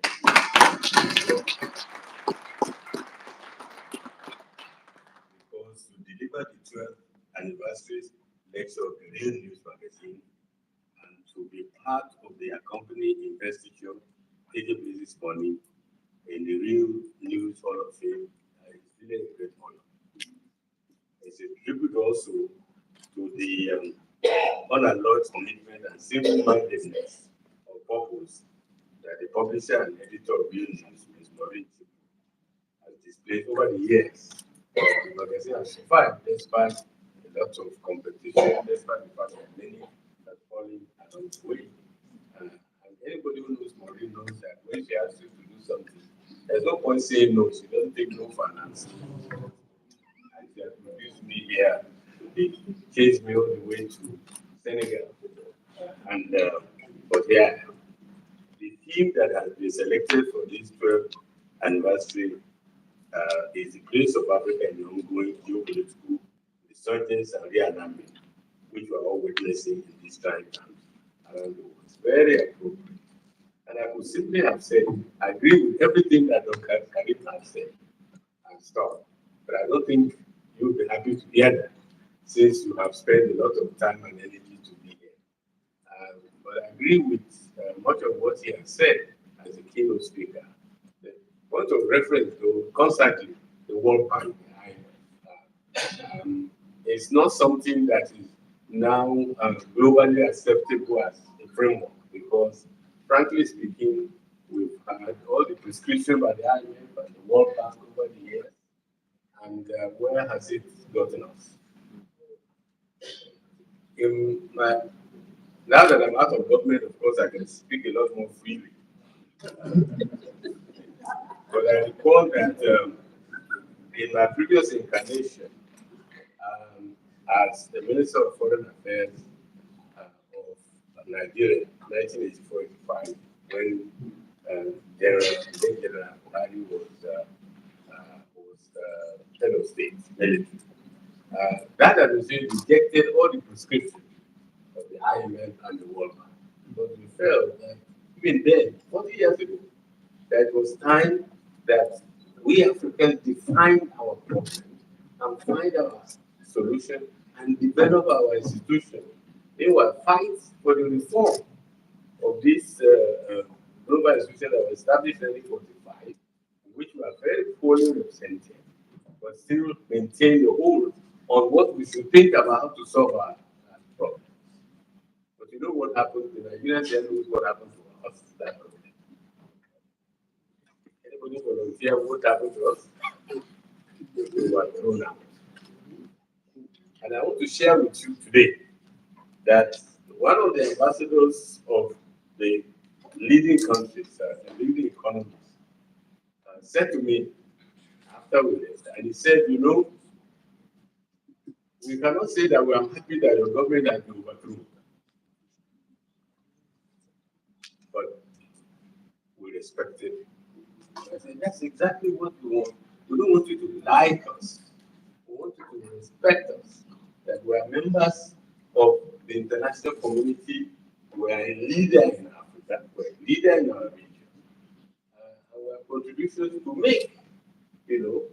But if it's prescription, and we either take it or leave it, and if we leave it, there are consequences, then there's a problem. But I agree with his conclusion that it's about that we define our own problems. We define the ways to resolve it. We are not rejecting partnership. We cannot see in isolation, but partnership in which we are real partners, not a master servant. Because if your prescriptions have been correct, we should now all be forever happy, living happily. Wouldn't we? But we're not. To make matters worse, the world itself is changing. You know? The international community is evolving. The relationship between the global north and the global south is changing. And so, as I reflected on the theme of this anniversary lecture, I was reminded of the popular saying, may you live in interesting times. It is generally thought to have originated from the ancient China, although there is a lively dispute as to whether, when you say, may you live in interesting time, is that a positive or a negative? Well, we may disagree as to whether it's more of a positive than negative. But we cannot disagree that these are times that requires a lot of thought and thinking. And because it is involving change that is taking place at a breathless speed and is happening across all spheres of human endeavor. Change is taking place at a velocity that is impressive as it is also potentially disorienting. Events in our everyday lives unfold with a rapidity that ensures that even before we accustom ourselves to them, they're already superseded by new happenings. As a matter of fact, some people have been talking about the end of geography, that the development in communication means that, there's end of geography. Okay? So, in fact, geopolitics becomes just political if you remove the geo. To make matters worse, towards the end of the Cold War and the collapse of the then Soviet Union, and the belief by some American triumphalists that not only are they talking about the end of geography, but end of history. Fukuyama was one of the leading exponents of this, that the Cold War has ended, the West has won, triumph for liberal democracy, triumph for market economy, and the world can live happily ever after. And of course, as a political science by training, I know that any talk about the end of history is I would say, the degree of nonsense. Because as long as there's the interaction and dynamics between those who want to keep the system as it is that benefit them and those who want to change the system under which they feel they're disadvantaged, that interaction forces will also mean that history will continue forever and forever. So no end of geography, no end of history. In fact, some people are so carried away, they are talking about history without borders. So that the world is evolving such that not end of geography, end of history, in fact, history without borders. But again, that's dangerous because it means like to wipe out your history. As the Nigerians say, if you don't know where you are coming from, you will not know where. So no end of history, no history without border, no end of geography. History must be there, geography must be there, and the contending forces for change as well as for retaining the status quo, we have to continue. But then you recall also with globalization that it has its benefits, tremendous, but also the downside. As a matter of fact, speaking of economists, Joseph Stiglitz, I think it was a Nobel Prize winner in economics, wrote a book, and yeah, the globalization is context. But what has happened is not just, if it were limited to globalization and solve discontent, but what is happening is that now there is the globalization of discontent globalization and discontent in Europe, in North America, in Africa, in Asia, and elsewhere. So, as the world is changing, you have some clear winners. And with some of the clear winners are the leading countries in the Far East, China, East Asian tigers, and a few others. But at the same time, you have to push back by those who want to maintain the international system that is beneficial to them. Now, there was a time before of the Cold War when we say the East is red, that the East is going red, coming to China. So if the East is not going red, but the East is definitely rising. But that the definition of the East will include not just China, but the Japan, to some say the East Asian tigers and the rest of them. Now, the most dangerous power, we speak as a political scientist, is a declining power. Nobody likes to lose privilege, whether nationally, internationally. So you have to handle with great care. Now, it seems to me that precisely because there's resistance to the idea of just globalization, resistance to the idea of a growing challenge to the international order, um, we have to think very seriously in the African continent. Because you now see some, it's not a unanimous opinion, but a number of people in the Western countries, in the United States, oh, well, we are very worried. And when we are talking to Africa, we are very worried about the role of China in Africa. So why are you worried? It is up to the Africans to decide whether they are worried. And again, another African proverb or Nigerian proverb, if you go to a funeral, a man dies, and people are crying, and there's a woman that is crying louder than the bereaved widow. They just say something. You cannot be crying louder than the bereaved. I'm not saying that there are no elements in, say, the Chinese push or the Russian push, but it's up to the Africans to decide what is best for them, to the extent that is best for them, and to decide who to partner with. And the response, appropriate response, in my view, and it's becoming a view of many African countries, is not be caught up in this anti-China, anti-East, declining power, ascending power, but what is in the best interest of Africa. And the best interest of Africa, again, as speaking as a political scientist, is multipolarity. The world that is not dominated by either the West or the East, but a world that is polar, that has a framework for all of us to be able to accommodate. Um, and where Africa is not called upon to align itself as a matter of routine. But we look towards what, guess what, by the first prime minister and only prime minister of Nigeria. We only have one prime minister. Doesn't that surprise us? Only one. In speaking at the United Nations General Assembly on the accession of Nigeria as a 99th member of the United Nations, he said, and I quote, we will not, Nigeria will not be aligned as a matter of routine.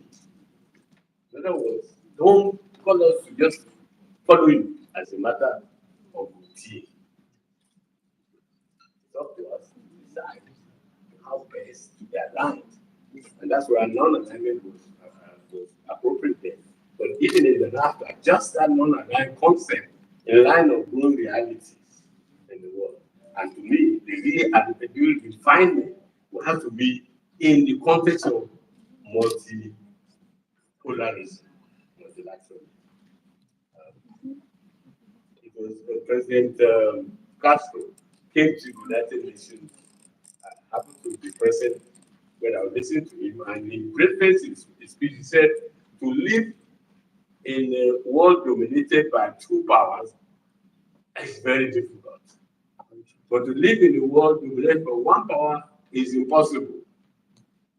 So we have to live in a world of multiple centers of powers and of interest.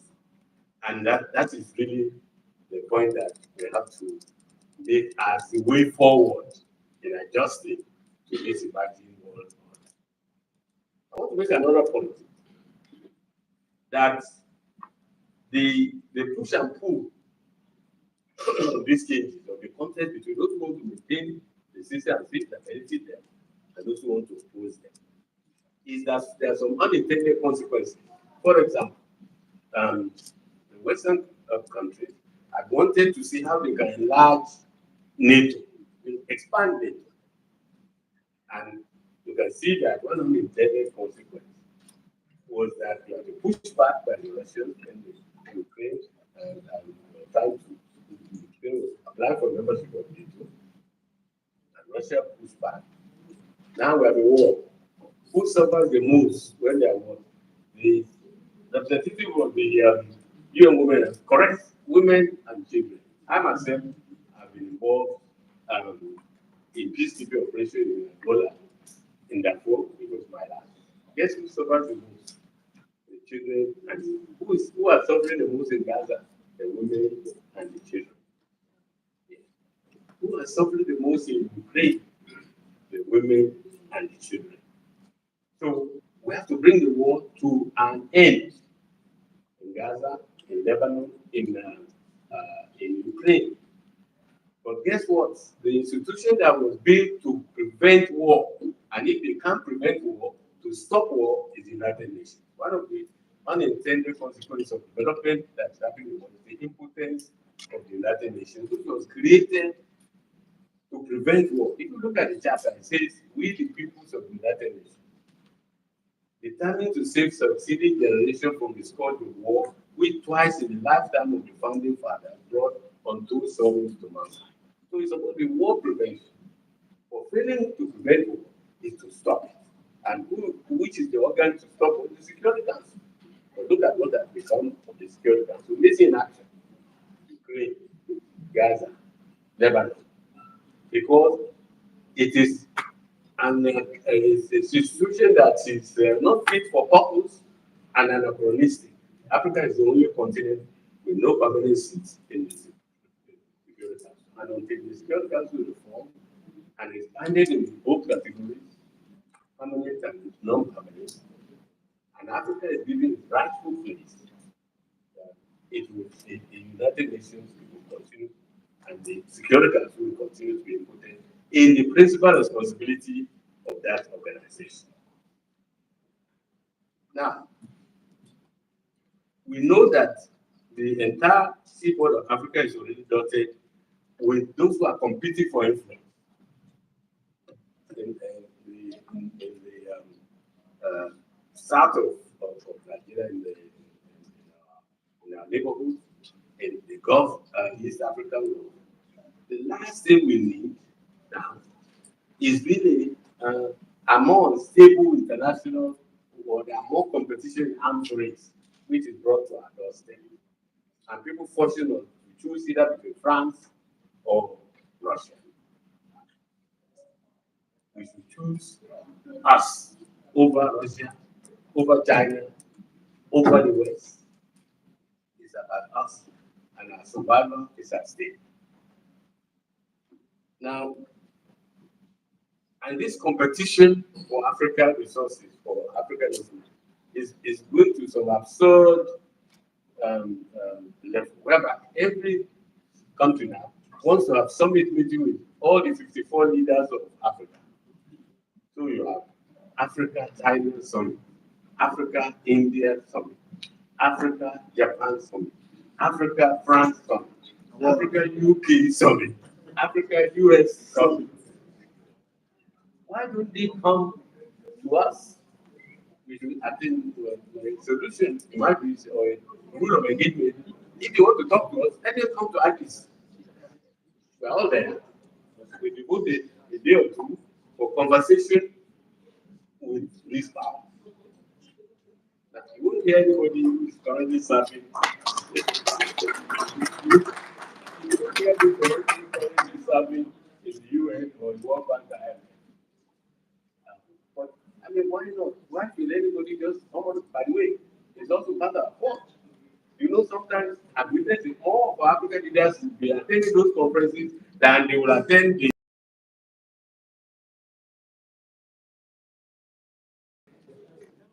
You know, so if you reduce yourself to being someone, Turkey, the Turkey African Summit, very soon, very soon we will have Greek African Summit or any other or Singapore African Summit. Anybody with some cash to spare will really, and yet I believe with well over a billion people, I'm going to be disciplined. I don't speak too long. Because when you give a microphone to an ambassador who is also who is a professor of international relations, you know when to start, you don't always know when to stop. So I'm going to be disciplined. Thank you, sir. And thank you very much. So I'm going to stop very soon. But I just want to make the point very clearly that we should not with that we are not just bystanders with over a billion people and with an overwhelmingly youthful population. The African country is destined for a significant role in the demographics of the world in a context in which populations are both declining and aging rapidly in many other parts of the world. And by the way, and that's also there's a contradiction between the West. There's a contradiction between their economics, and Dr. Akim is here, and their politics. The economics is that they actually need us because population aging, they need labor, but their politics is anti us, anti-immigration. Look at the US also now. They so much anti-immigration. The new president there that is going to a massive deforestation of. You can do that will lead to higher prices, food prices. But that's the politics. But the economics is that because your population is declining, you need workforce. You need those who can make contributions. And ironically, as you know, and I think Nigeria should be proud of this, that foreign population in the states are Nigerians.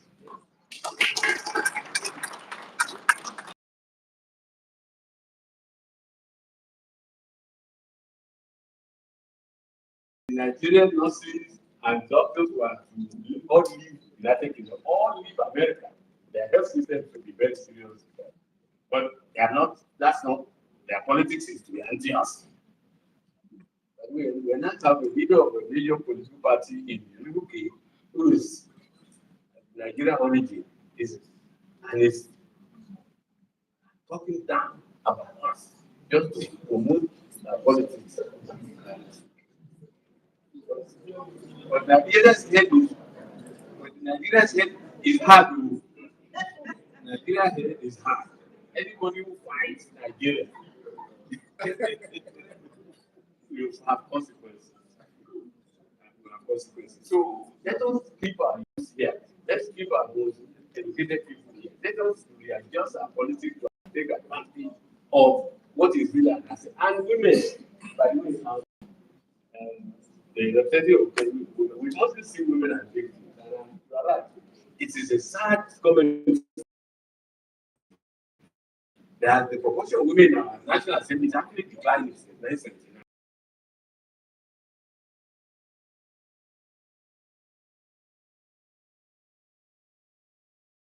Highest in the world. And when you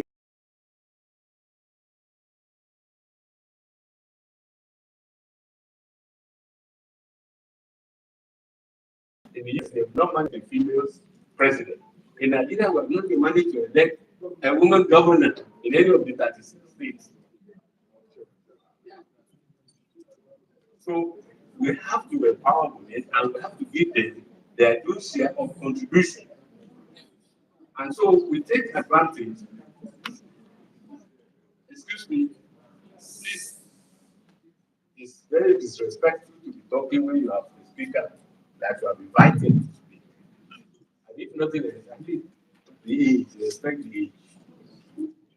But those things are the 80 years old. I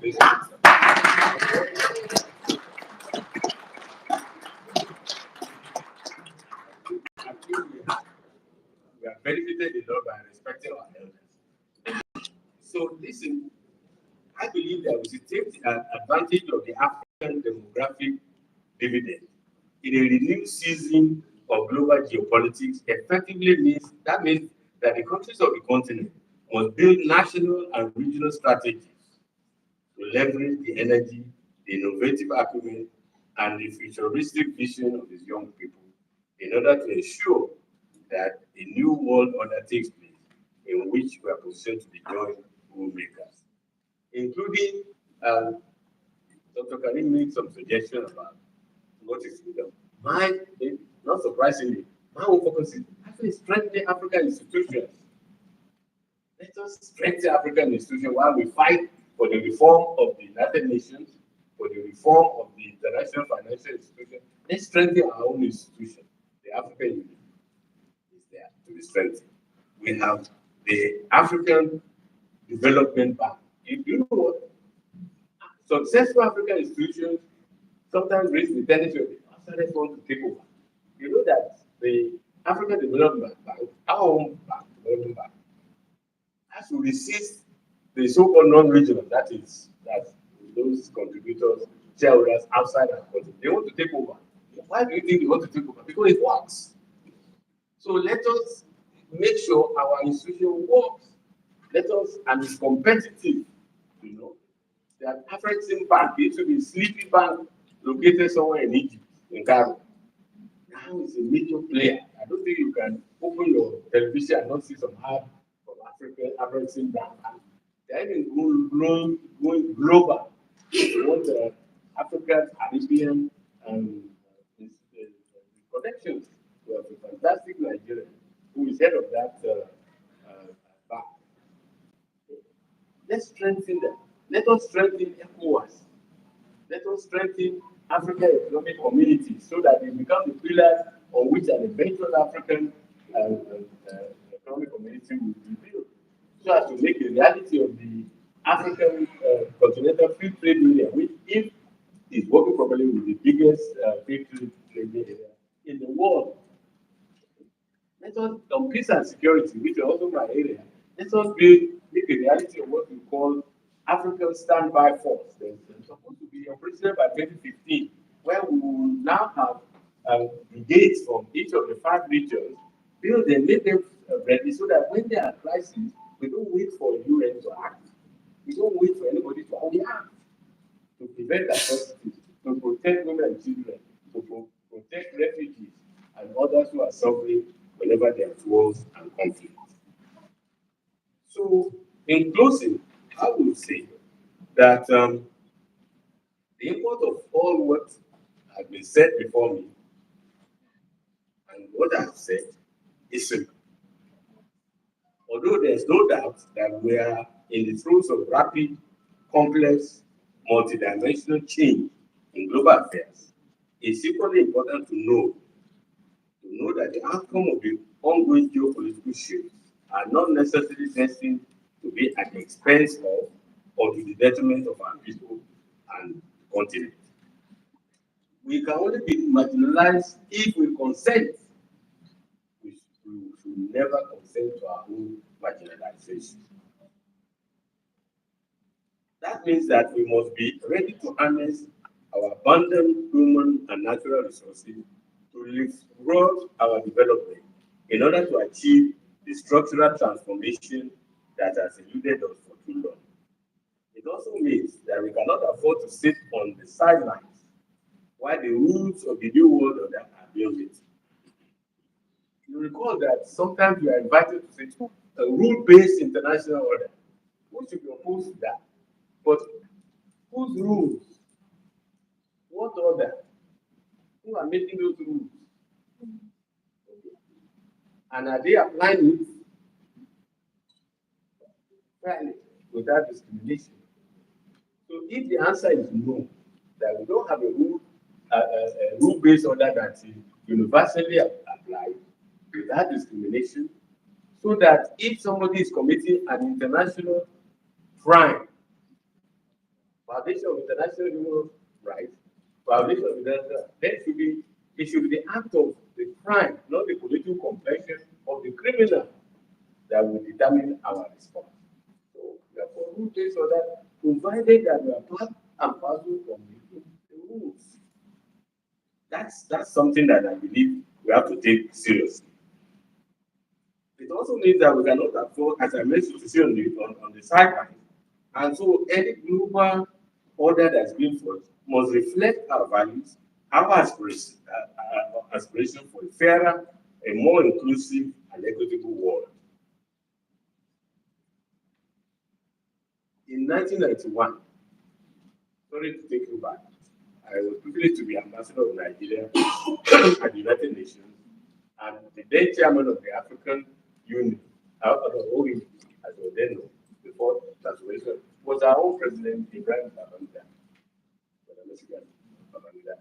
And he came to take the position of the African Union, the OEU at that time, in the idea of an evolving new world order. And he said, and I want to quote in closing, he said, we want a new world order, please listen carefully, that is collectively defined, collectively designed.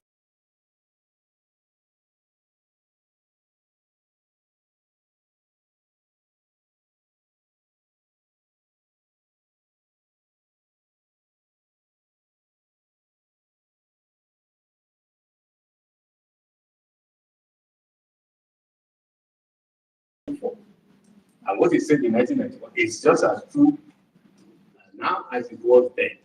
In fact, we should speak louder about that so that we live in a safer, more prosperous, fairer world in which we are part and parcel, not on the sidelines.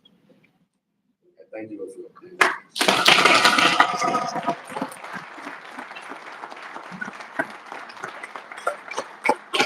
Keep it going. I think it deserves a standing ovation, ladies and gentlemen.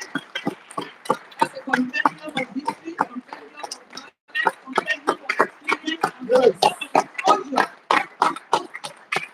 Thank you very much, sir. Thank you for that rich talk with quotes down memory lane, and how beautiful it will be for Africa to fashion its own solutions.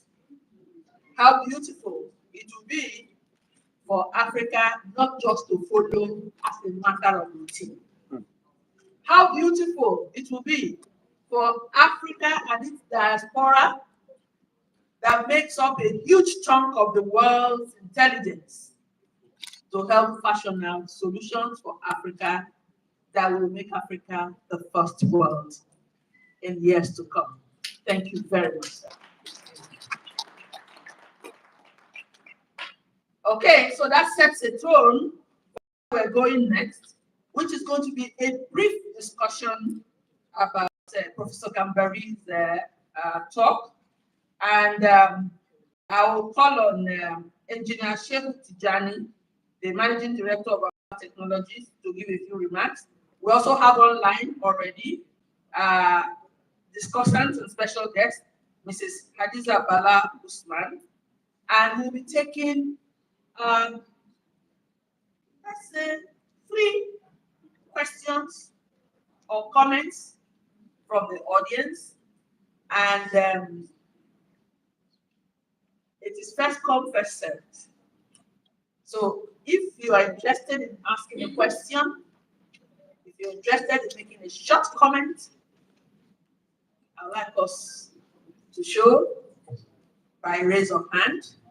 If you do, thank you, sir. That's number 1. Okay. That's number 2. And we have one more slot. That's number 3. How come they are all men?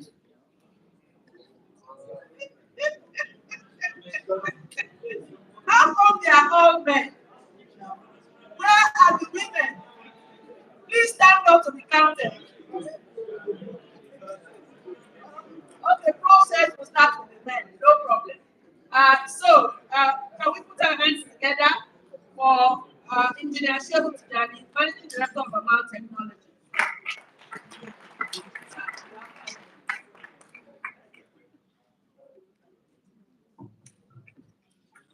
Excellency, ladies and gentlemen, good afternoon. Um, Please permit me to stand on the existing protocol. My name is Shivu Tijani Abdullahi. I'm the founder of Amma Technologies Limited, the first of its kind tech company in the entire sub-Saharan Africa. So, a lot has been said by His Excellency and the keynote speaker. So I don't want to actually delve too much into that, but I will only speak regarding technology because this is my area.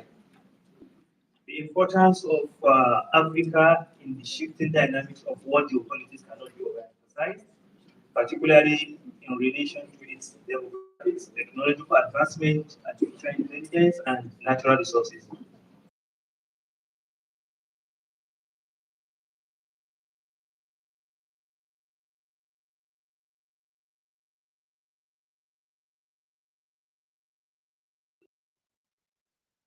Workforce can drive growth and it can drive economic growth, can create jobs and innovation.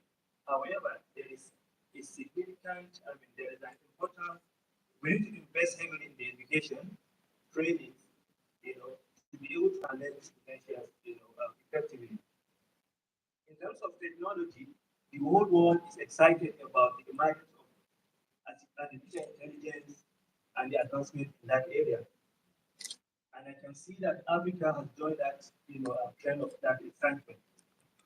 But we cannot immediately tap into that industry without, first of all, identifying the entire value chain of the artificial intelligence we're talking about, and then we now need to look into the supply chain. First of all, the value chain of artificial intelligence, we have the designing part of it, we have the manufacturing, and then we have the testing, packaging, and assembly. And if you're talking about the manufacturing, that is also semiconductor. And I'm sure some of us here, maybe my business is the first time we hearing about semiconductor because in this part of the world, we are not it's not something that is common. Although it's been taught in our universities, but we do not have industries that are actually into microelectronics. So semiconductors are the things, the electronic or devices or the chips that power those artificial intelligence. And it's so sad that these chips, these microelectronics, the raw materials are found in Africa, especially in Nigeria. I keep saying this.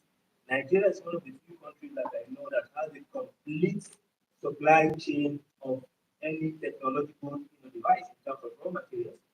For instance, if you look at this mobile phone I'm holding here, it has, I think, three, four major raw materials, major components.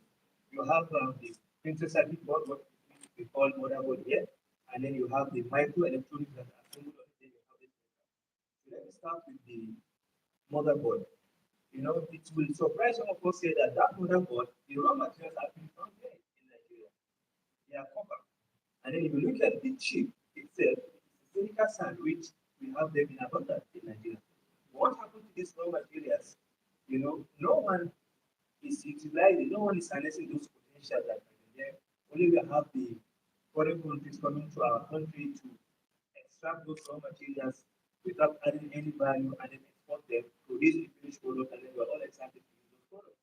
So before we can be able to play a critical role in this industry, we need to start looking at our own understanding those value chain as I mentioned earlier on, looking into those raw materials and see how we can also tap into it. For instance, if you want to come and extract our silica sand, we need to tell you, oh, you cannot just extract those silica sand and then you need to at least maybe refine them here by adding value, creating jobs, and then before you can actually extract them, before you can actually export them.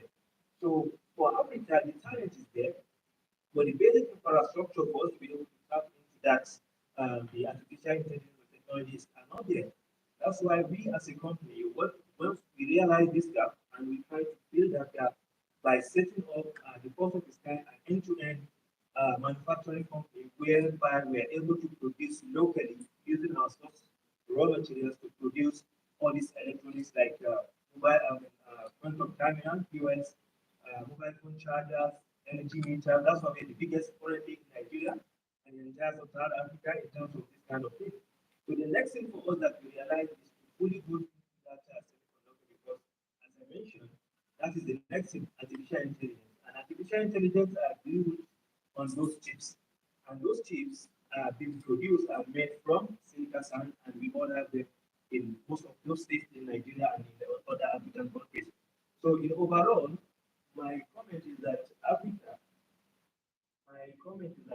can play a critical role in this industry in terms of our demographic trends, the technological advancements and the natural resources we have. We just need to harness them and then create an institution to make sure that all these things are being, are effectively followed. Thank you very much.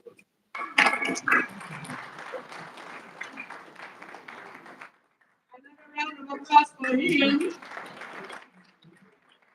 That is a sign that we are putting our money where our mouth is. If we can have an end-to-end to use our natural resources, we have the God-given natural resources inside the ground, on the ground, and the brains to be able to do this. There's nothing stopping us. We are unstoppable. And we shall be unstoppable. Okay, thank you so much, Engineer Shehu Tijani, for believing in your country and doing something about it. Okay. So, we're going to call on the guest discussant, Mrs. Hadiza Bala Usman, to also make a comment, 5 minutes, after which we hand over the microphone to the chair to make a comment about it, and then we can take the comments. Okay? Okay, so if you're ready, Hadiza Bala Usman, and if you're listening, okay, can you reach out? Yes, I am. Okay, you have the floor, 5 minutes. Can you hear me? Yes. Okay, good afternoon, ladies and gentlemen. Permit me to stand and establish protocols. I'd like to recognize our keynote speaker for his extensive demonstration and submission. Dr. Karim has been able to expatiate around the topic of this seminar. I also want to recognize my father, my protector, Professor Gambari, who has always been a big supporter of myself, a good friend of my father. Thank you very much, sir, for the very detailed submission and presentation you made. You always make me proud. I'm a university child, an engineering child, and with that, I'm following slowly behind all of you. UN Permanent Representation for Women, the chair of the occasion, my own sister, the publisher of Realnews. I'd like to apologize for my inability to be there in person. I promised you that I'll be there, but due to unforeseen commitments at work, I wasn't able to be there in person, so I would like to apologize for that. On that note, I'll quickly speak to some of the issues that were raised by the lecturer and also highlight some of the areas that speak to the work that I do as a special advisor to the President on Policy and Coordination and the head of the Central Result Delivery and Coordination Unit of the Federal Government of Nigeria. It is indeed an honor to join the management and staff of Realnews in celebrating the 12th anniversary lecture. From what I have seen in the past few years that I have become acquainted with your publication, it is an institution that has consistently upheld the highest standard of journalism, while at the same time fostering critical discourse on Nigeria and Africa's development.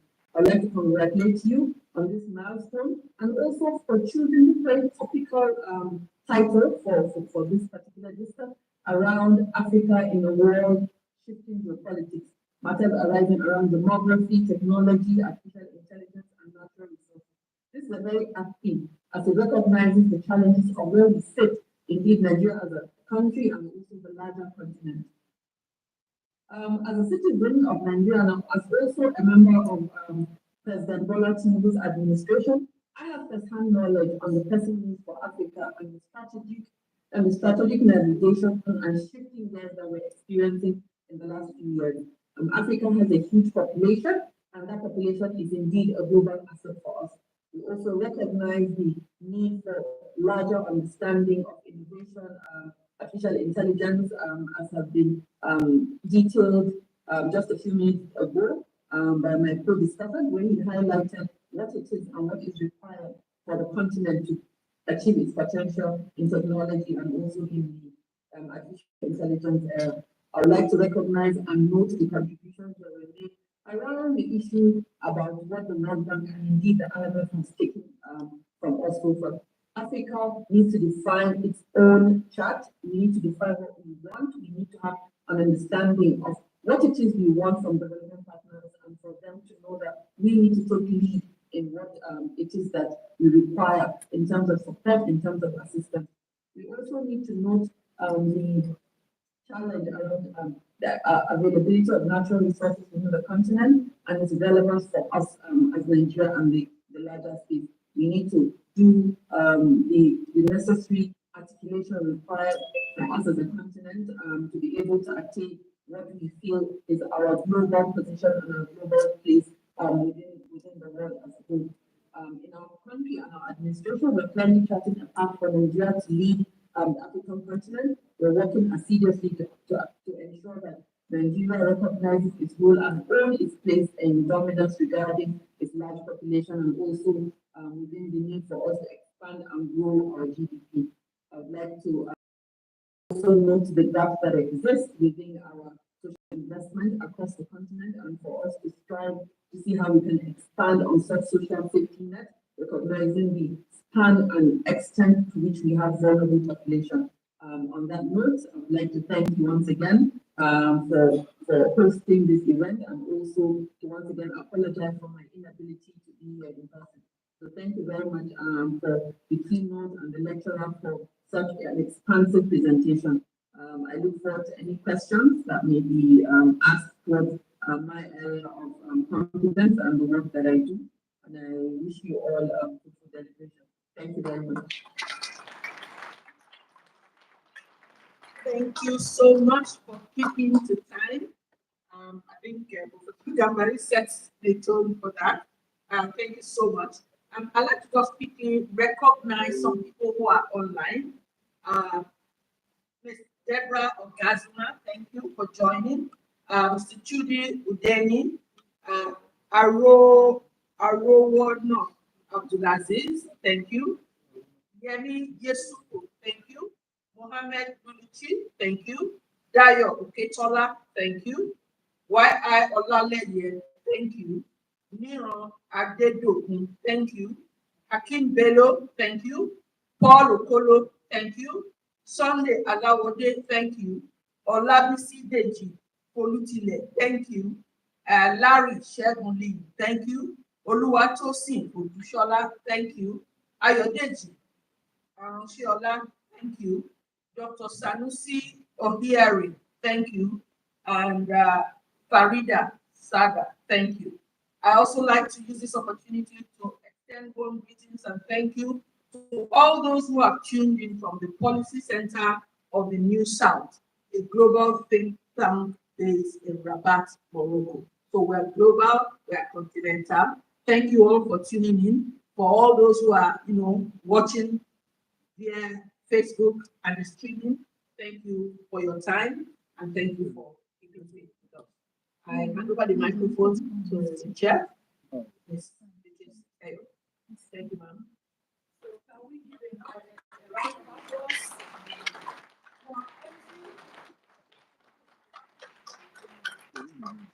Our MC have been challenging us all on this time. And I think we still need to give a round of applause for our keynote speaker.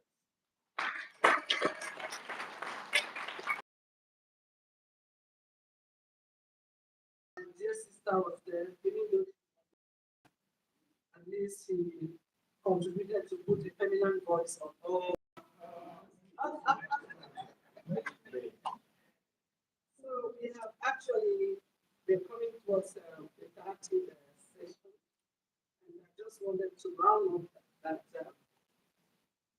the first speaker up to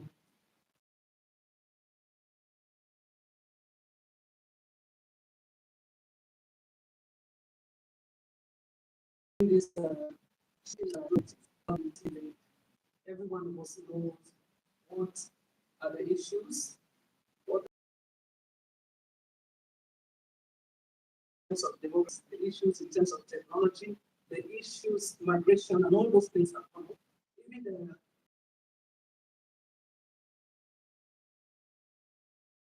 those are questions that were actually coming. Where is the place of Africa within the UN, the UN Security Council? And we've also seen what uh, Africa should be doing. We've seen the challenges, but we've also seen the opportunities that are there. We have opportunities, we have our young population, creative, intelligent, educated. Yes, we do have that. It's true that in terms of demography, some people may say it could be positive and it could be a challenge. But I think I go along with the line of Elon Musk. Some of you may not like him, but there's one thing I get from him is that the world has not even reached the population that is needed. For him, that is what he's saying. While some other ones are saying, no, there's need to cut, there's need to cut. So it depends upon which spectrum you're looking at demographics. But at least we are saying that we have our young people, their energies are there, they are also educated, they have skills, they are very, very creative. See that the environment is polarized. But again, as we heard, say it's not necessary to have just two countries controlling everything. Or one country.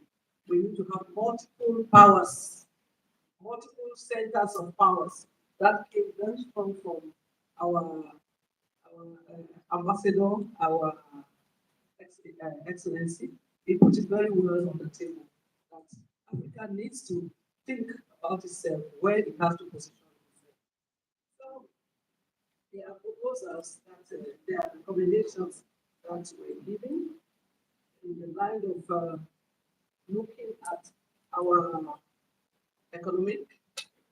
Dr. Karim talked about the current macroeconomic development that has to be done in an intentional way. And talked about the need to look at the kind of education that we're giving our young people.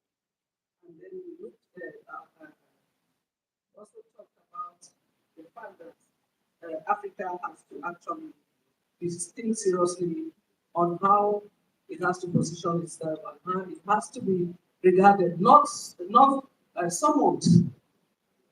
Then you have Japan and the African continent. I think very soon we'll have other smaller Asian countries calling for African head of states to come. So all these things, then we heard about the issue of technology. The technology, we have most of the raw materials here, and we need to be involved in value addition instead of just giving our raw materials away. So, in a nutshell, what has come out today is that Africa can play a real prominent role. Africa can seize its advantage. Africa can leverage on what it has and what it is and what it can do. So I'm not going back to uh, into details what our speakers have said. What I think now is that we should move ahead with questions so that people can have more clarification. So I think we started, there were three people. Number one, please give your name and so your address or who you are. Let's know who is speaking to us. Some of us, they are just looking, we don't really know. And then we give your question.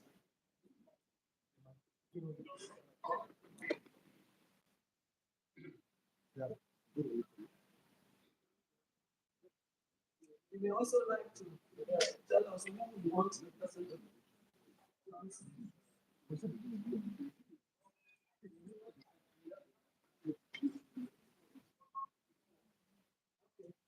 Just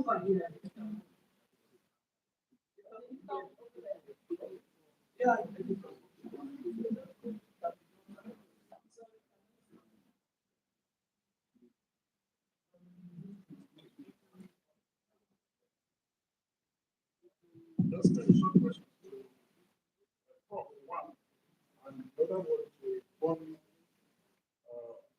Even Prof can handle both questions. I'm Martin Soloja. I did first managing director and editor of the Guardian newspaper. So, Prof, now that you are out of government, you can also answer some questions. I don't have questions. You don't have anything to fear.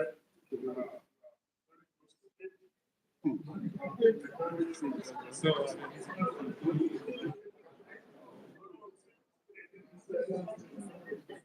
it's a very, really, maybe you will need to, some of us who are younger will need to hear from you. What is the purpose of people intellectuals in government who are policy advisors? Why is it impossible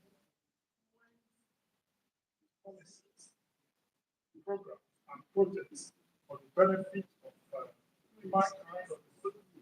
Because as you spoke, many we have so many educated people. You also said the biggest minority, very most educated minority, yes, in Nigeria. It's for some journalists already recorded. It's there. But these people can't stay at home. The operating environment we have is not good. Government policies, government, they always bring end to government. Some of the worst among us. Why the worst among us are around political leaders who lead the rest of us. Why is it that it's been impossible for people like you who have been around the to influence and even advise those people? Like anytime they call them Africa China Summit, you'll be ready to go. Why has it been impossible for people around the world? You have experienced, and there are so many that have come, and I told you that they have been there, so many of these people. Why has it been impossible to influence people to do the right thing? What is the impediment? That's number one. Number two, when are we going to be able to influence political leaders to invest robustly in education? Look at what is happening in UI. We are beginning to see that we can't find electricity at the teaching sector or in the university in London, like you have several times. How for people in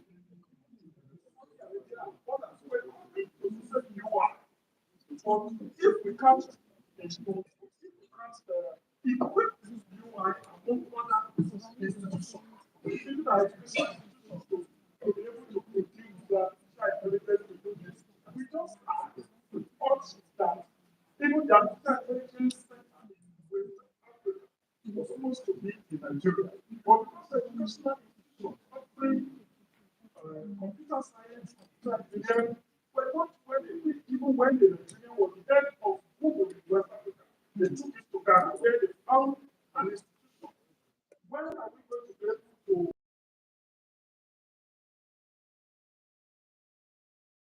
in education so that we can face the concept? Thank you.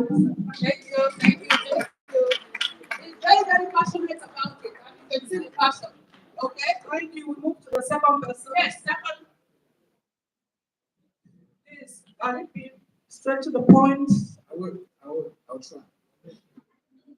My name is Realnews. I work for Center for Financial Journalism. But I'm going straight and understand for a very brilliant lecture. Thank you very much. Now, my question goes to Dr. Karim. Dr. Karim, Africa now most of the time, when people are doing any kind of research or study, we talk about Paraguay, we talk about Sub-Saharan Africa. How comfortable do you feel about that? Because it does appear that we have two continents in one continent. Then the second leg of my question is, do you, as a Moroccan, or the whole of North Africa, believe in Africa? Because it does appear that you are leading towards Arab instead of Africa. That is why people from Europe, America, and even Arab region all are on visa free to the whole of North Africa. But I, a Nigerian, cannot go to any of the Northern African countries without visa. In fact, I found it easier to get, to get an American visa or UK visa or any other visa than that of Egyptian visa, that of Egypt. So why is it so? Do you people actually believe in that?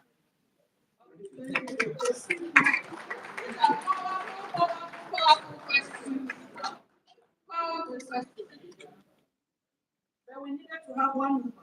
To ask one question. Good afternoon. But that is fighting for women always. Maybe I should speak for the woman because my mother is a woman, so I can represent her. So, my question, my name is Sheikh Mandela, President of World Stage. So, actually, what would have been my question was the one that was both asked. So, I will now try to ask another one. Because I also believe before that in a forum like this, we keep on talking, we keep on saying very deep wisdom. We keep on seeing the fact that our people are very intelligent. Our people are very intelligent about our problems and the way forward. That we keep on not being able to follow up and get the right thing. That's what the fact that we have very intelligent people in government. So I want to now ask from Mr.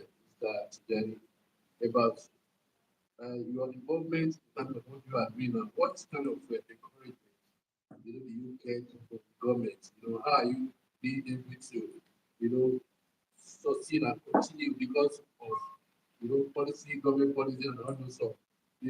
Are you comfortable, do you think there's still hope, in terms of youth for people that really want to maybe go into technology? Is the atmosphere still okay, And what do you think that government is still doing? Because as far as we are concerned, all the problems we are talking about now, there's something we call economic power. If African can really, be in charge of economic power, let us talk about technology now. There are some strategic, what's it called, companies in the world that controls technology. So if we can also have economic power, we can get to where we are going. So as we are you please comfortable with as policy government and what you are getting to be able to build the technology that can shape the future of this country? Thank you. Thank you. Thank you for the question. Mr. Chair, Madam Chair, can I just take one more? If the women are not putting up their hand, I just take one last one and close. Thank you very much for this great opportunity. My name is Cornelius Philadelphia. I represent the Gladiators magazine. My question goes to our boss, Professor Gambari. Now, Donald Trump is coming back to power at the second time. At his second coming, his second coming, his second coming, his second coming, his second coming, his second coming. Sir, what is the future of Africa? Because a lot of Africans are really panicking when the man wants election. Thank you. That's why I should okay, a woman.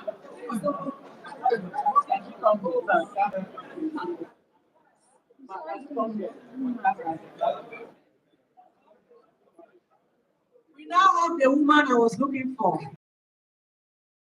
My name is Grace Beatrice Chibu. I'm the senior secretary publisher. Wow. Yes. My question is based on artificial intelligence and trade and operations among especially in West Africa. But I want particularly to ask the impact of tensions among the world powers, especially the US and China, and how it will affect Africa in general, the African nation and country operation. Then I'm also worried on the trade agreement between the African states. Why is it not being kept? Is it because of the lack of leadership in these countries? Is it because of the poor quality of the productions of facilities, infrastructure, and the housing? How are we going to, what do we do to get this right? Especially as it affects women and children in times of these challenging times with IDPs all over the place. Thank you. Thank you. Yes, thank you for the question because it's important, it's touching serious issues. So I'm going to, first of all, allow our, yes, Father here to answer. I think there are serious questions that were given to him. I will allow him to answer the question and then go to Dr. Karim and uh, Mr. Tijani. And if necessary, we'll go back to Hajia Aziza Usman. So the floor is yours. Please, let's clap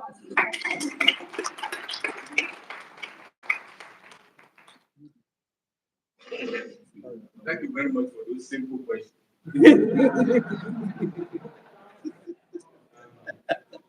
One is directed at me, and one is supposed to also be the second one.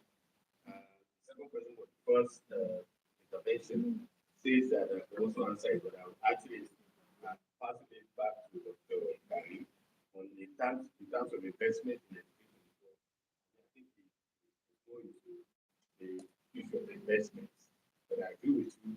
I was in the US yesterday at the convocation for the graduation for medical students, as well as other graduate students and honorary.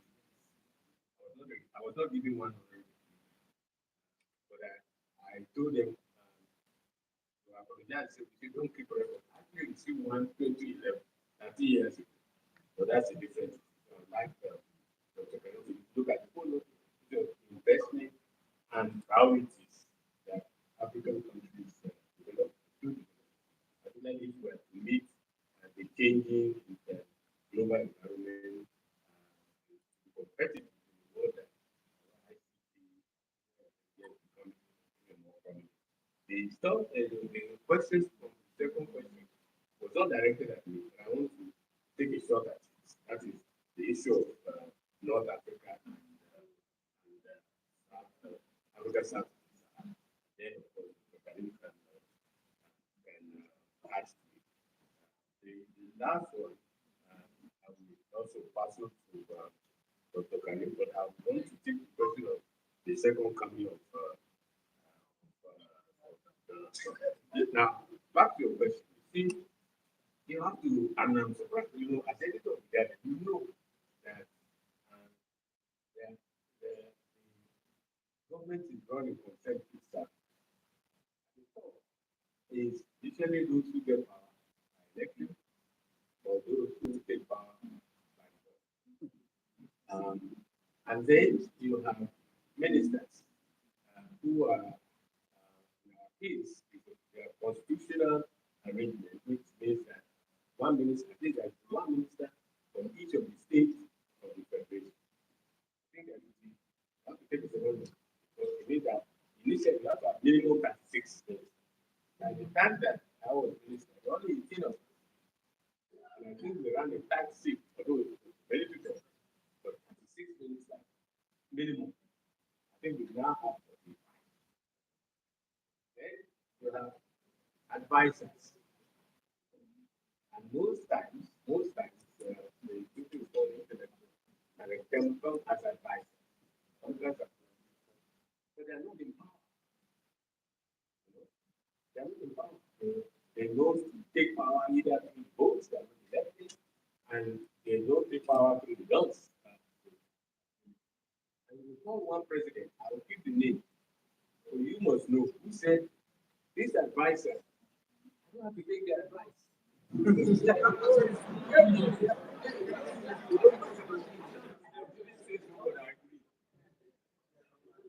So if you have the person who is elected and says, I'm elected, so I don't have to take the advice of advisor. So my take is to put that if you really want people of experience, people and then you have to vote for them. You have to get them into the political system. But you already know the selection process of leadership is very different. To be candidate for being a member of the Senate, you know what it is in Nigeria. Governor, for president. Where are we prepared to, as elected, to pay attention to how political parties are organized, how they organize their primary, and how they select candidates for election. And we're not. So if you are not part of the process of the selection of leadership, and other people get into power and they appoint advisors, why are you surprised that they are not as effective as they should be? You know? So it's important to make sure that you elect people who recognize the value of knowledge, the value of experience, and who will contribute to it. So that by the quality of their policies and the qualities of the implementation of their policies, we will see a lot of things. But if we let business as usual, then we will surprise. Having said that, doesn't mean that political leaders don't withdraw because they want to succeed. Why do you think, reflect, why do you think military rulers always have more academicians, more professors, as ambassadors and ministers? Because of this of legitimacy. They believe the only way they can build legitimacy is to have policies that work, that get the support of people. But when you have a democratically elected president or governor, they feel well they're elected and they can run the country the way they want. And if you don't like it, wait till the next election. Now, or go to court. North Africa and Africa South, the Sahara has never been meant to be divided. Trans-Saharan trade historically has been a venue for exchange of ideas, religion, trade, technology. But guess who, when colonialism came, divided us, then that's when they say Africa North of the Sahara, Africa South of the Sahara. That's why we say we get those characteristics. There's one Africa represented as the African Union. That is why the first Secretary General to come from the African continent is Egyptian. Now, there are more Arabs in Africa than in the Middle East. Go and check. So don't let, we also accept this, and by belonging to the same organization, which is the African Union, then we should make sure that we function, that in the United States, go and check, State Department, they don't put their North Africa, but don't include Morocco. That's their business. Our business, we regard Africa as Africa because in our unity lies our strength. That's why if you notice, the founding fathers of the OEU included NASA. The King of Morocco was instrumental in the formation of, if you remember, Casablanca powers, in the formation of the group that eventually led to the OEU. So, I'm not going to what others say, what we do to defend our unity because that lies our strength. second coming of Donald Trump. November 5th. I tell people, November 5th, that's an American election by Americans for Americans. Their choice. You know, who they choose are consequences, but it's up to us to define the rules of engagement and how we engage with the American, whoever is president. And one last point I want to make, and I'm making this passionate, which is that another program, you know, when you get married, you go back to program. And you get so many kids. That's the privilege of now. They say an African proverb is you can't dip your hand in the same river twice. And the second time you dip your hand in the river, it has the wall and the Trump is coming second. Changing, not the same thing as Africa. They are not the same as you were first time. We defend our interests, they defend their interests. We find commonalities of group, and when there's agreement, we stick to work it out. I tell you, Africa will help us, the world will help us, irrespective of whoever is elected as the president of the United States. That's all right.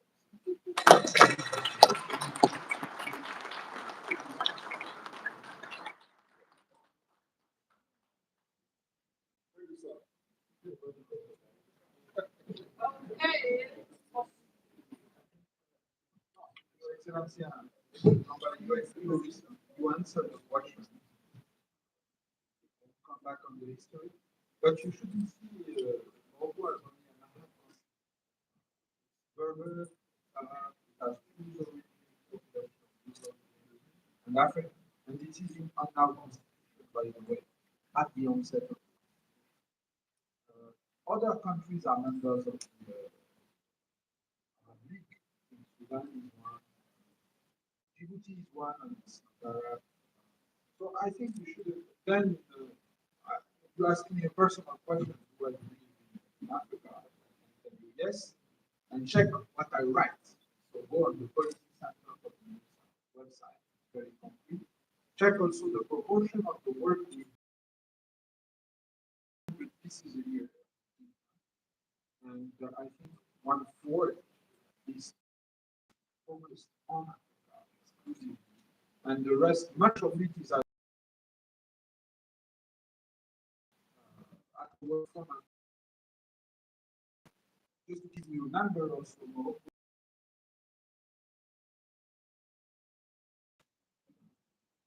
and sometimes first, sometimes second.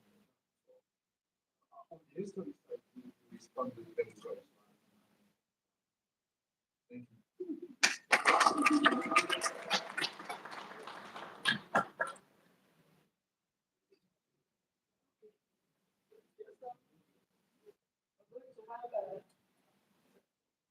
Our engineer, yes, to answer the question whether it's received encouragement from the government. Yeah, thank you very much for that question because I get that many times because a lot of people believe you cannot have this kind of maybe facility without the support of the government. Yes, we did got support from the government, from the Nigerian Development Management Board. They are our partners. You know, they have a local content act that says they need to support the local content. But they didn't just support us like that, but they saw what we have built and they see that this is commendable and just have to tap into that. When, especially when you have a lot of people that believe in this JAPA, all those things. So this state behind, look, we have to move Nigeria from consumer into a productive state. We have to produce what we consume. We believe in tapping into our raw materials, extracting those things, and then add value to it. So I think that is one thing that attracted them to us, and then that is why they support us. They have a partnership with us. However, look, these things we as a people have to believe because we have to believe in ourselves. We have to. We are the only one that can fix the country. We are the only one that can create the country or the country we want. And all this thing about the technology or whatever, I think someone mentioned about North Africa, why some that decided to go to North Africa. I keep saying to people, look, Nigeria, we have so much talent that I believe Nigeria is smartest on earth. But the problem is those basic infrastructure that will allow us to thrive are not there. And then again, we as a citizen also have the responsibility to also try to build these things before the government can support you. We can't just only rely on the government or maybe you say you want to go to UK and do all those things. We also have to do something. We have to build all these things ourselves. Then you can get the support even from the government and all those things. All those North Africans that he was talking about, they have those basic infrastructure. Until when we started, I think only in South Africa and North Africa you have companies that produces motherboard. And they also have one advantage, which is because of their proximity with the Europe. So Europeans, because of cheap labor, they go to Morocco, they go to Tunisia to go and produce their motherboard. But no one in the entire of South Africa, in the entire of West Africa is doing all those things. But we say to ourselves, look, where there is a challenge, there is an opportunity. That Nigeria is the land of opportunity. It's the virgin land, I keep saying this. And sadly, all those raw materials, as I mentioned earlier, are found in Nigeria. So we say, look, we also want to create like the Silicon Valley, we want to create, I don't know what you want to call it in Nigeria, whereby we want to bridge that gap of manufacturing by identifying all those raw materials and then, and start adding value to them. Thank you.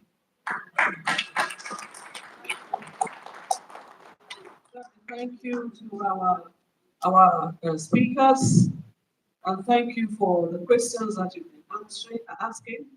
And I want to thank the organizers for taking this time off to arrange to organize this event. But I think for me, what I'm living with is that we have a changing context, but Africa can still play a major role if it handles some of the things that we've been talking about.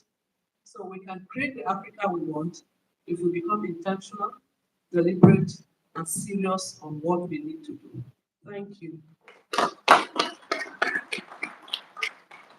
is a beautiful note to end, deliberate and serious about our intentions. Thank you, madam. I'd just like to use the opportunity to recognize the head of Chancery, Ghana High Commission, in the person of Betty Danso.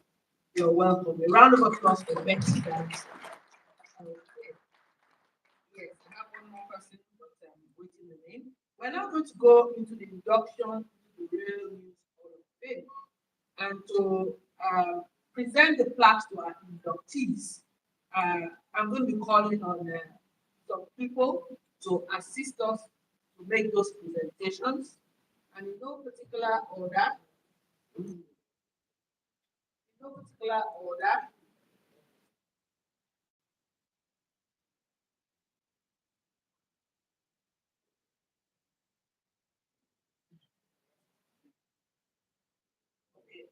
I'll start with the guest lecturer,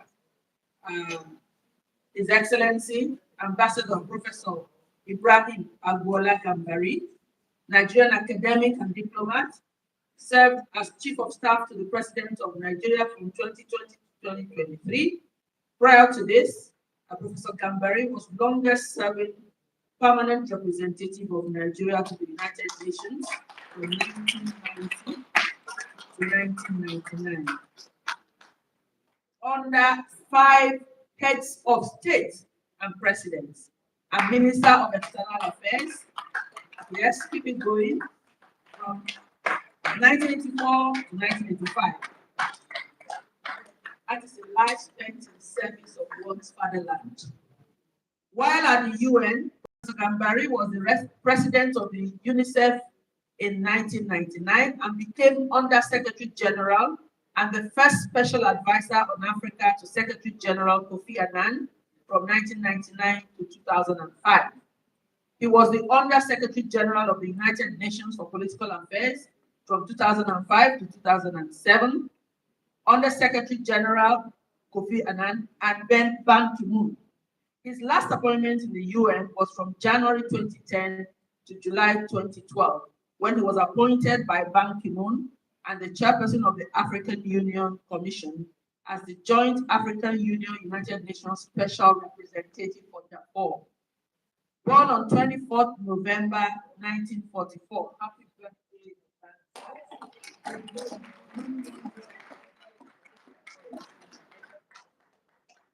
Yes, sir.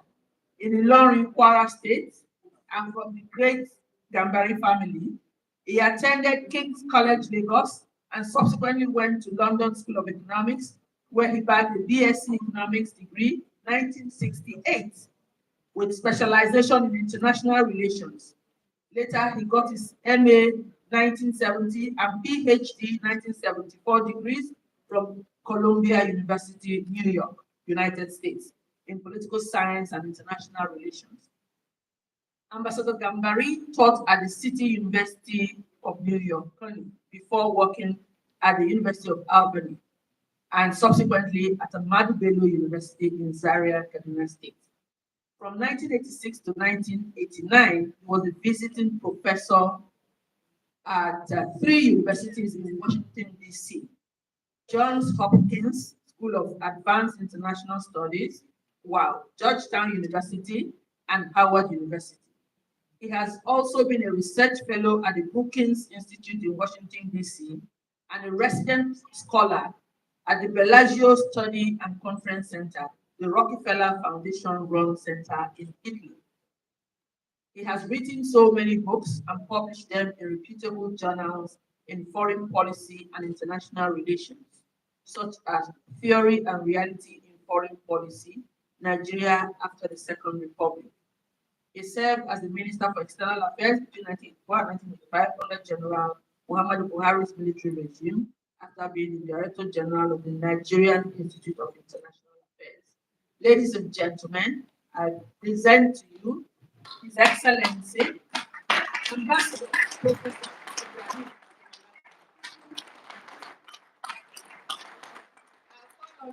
Assistant Marshal, Mr.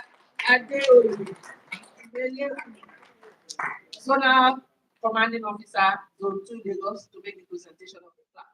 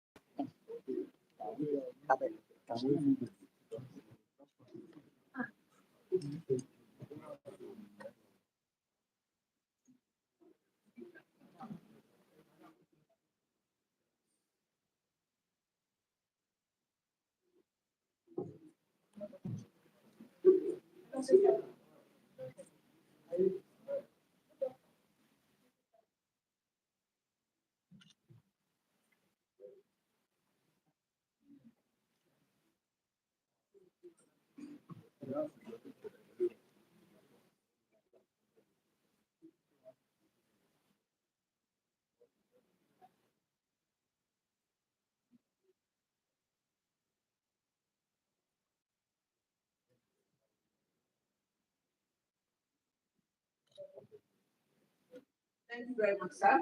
Ladies and gentlemen, as we're done with that, I'd like to ask the UN Rep of Women, Ms. Beatrice Leon.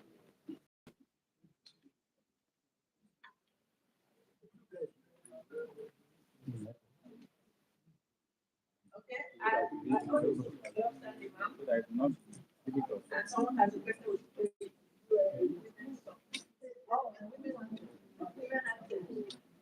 Okay, you play it when I finish reading her citation. Ladies and gentlemen, Ms. Beatrice Young, country representative of the UN Women, Nigeria, is a Cameroonian national and an experienced gender specialist. We can already tell that, okay? With over 39 years of professional working experience in promoting gender equality and women's empowerment in different countries in Africa. He has a Master of Science degree in Agricultural Extension from the University of Reading, UK, specializing in gender analysis and planning, production of media for extension and training, microfinance for rural development, and the management of extension staff. She is the UN Women's Resident Representative to Nigeria and ECOWAS. Before coming to Nigeria, she was the resident representative of UN Women Mali and has also worked in countries like Niger and the Democratic Republic of Congo. She has over 15 years of experience as an agronomist, a microfinance officer, and gender specialist for the Cameroonian government in different development programs. Ms. Ayong is a God-fearing mother, grandmother, singer, public speaker, and counselor. Please, I present to you Ms. Beatrice Ayong, UN Women. Women's song, please. And I call on Dr. Halilu Ahmad Shaba, former Director General, NASDA, to make the presentation to her.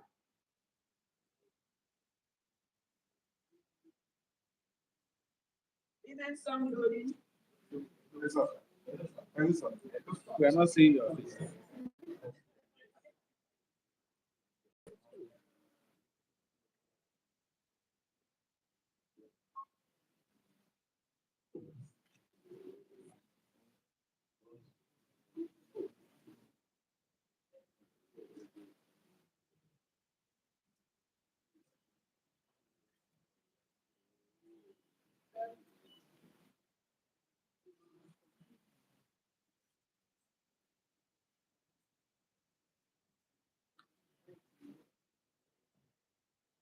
Thank you, madam. Thank you for the work in advocacy. I'd just like to use this opportunity to recognize publisher of the next edition, former Secretary General of the Nigerian Guild of Editors, Mrs. Victoria Akibanga. You are welcome.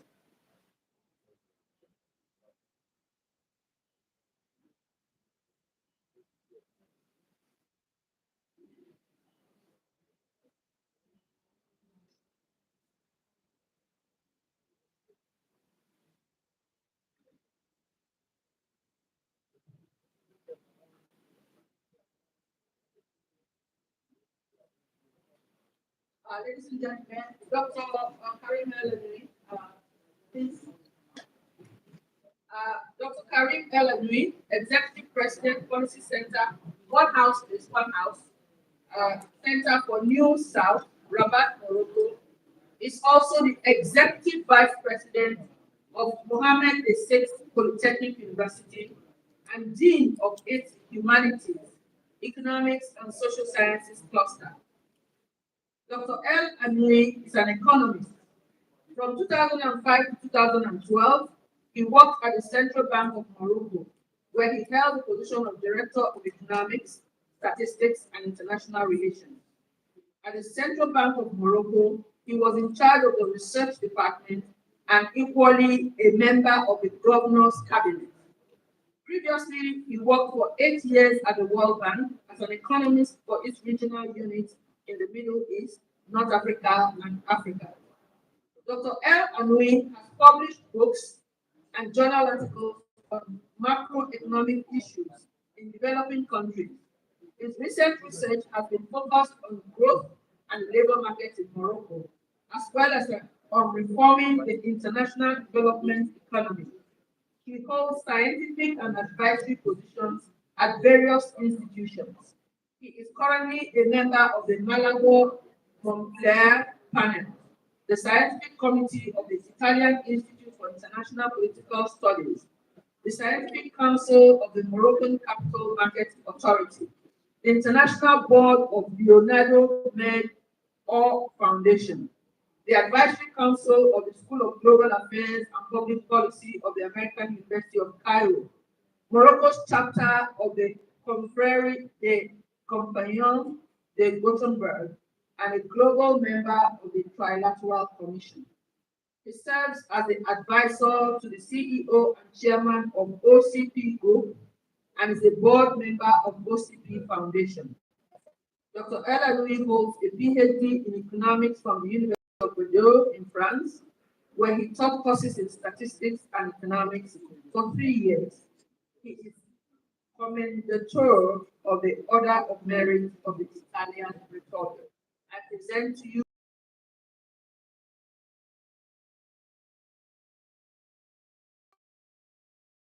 to present the plan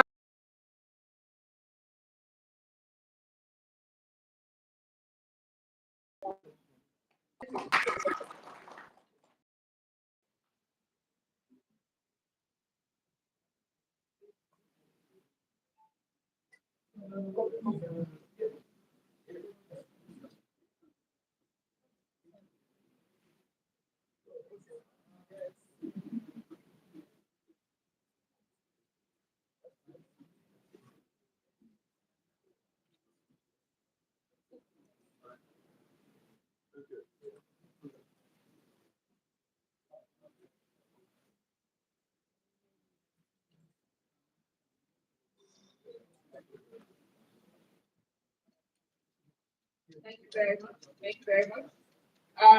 I like Engineer Shiv Tijani to be upstanding. Ladies and gentlemen, Engineer Shiv Tijani is a technologist, innovator, visionary leader, and entrepreneur dedicated to transforming Nigeria's technological landscape. A first-class graduate in information technology and business information systems from Middlesex University in the UK, he has a background in embedded engineering, hardware, and firmware. He founded Amount Technologies Nigeria Limited, an end-to-end electronics manufacturing company in 2018. He is deeply passionate about the semiconductor industry and its transformative potential for Nigeria. He recognizes that semiconductors are the foundation of modern technology and has made it a core focus of Amount Technologies. Under his leadership, Amount Technologies has become a leader in innovation, driving research and development in Nigeria. Beyond entrepreneurship, one house please. Beyond entrepreneurship, Mr. Tijani, Engineer Tijani, has completed numerous professional courses that enhance his expertise. He is passionate about empowering Nigeria's next generation, leading training programs that equip Nigerians with skills in hardware, in firmware, material science, and fabrication.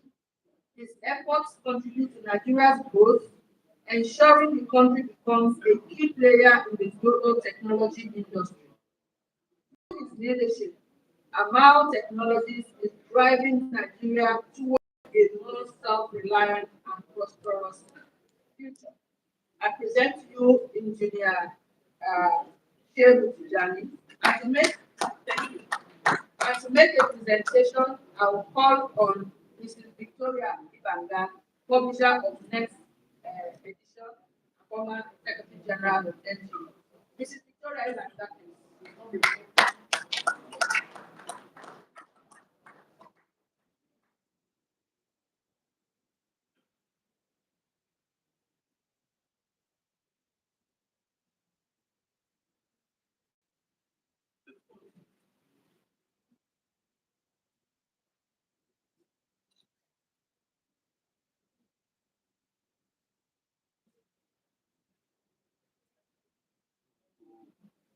Ladies and gentlemen, Nigeria is rising and Africa is rising.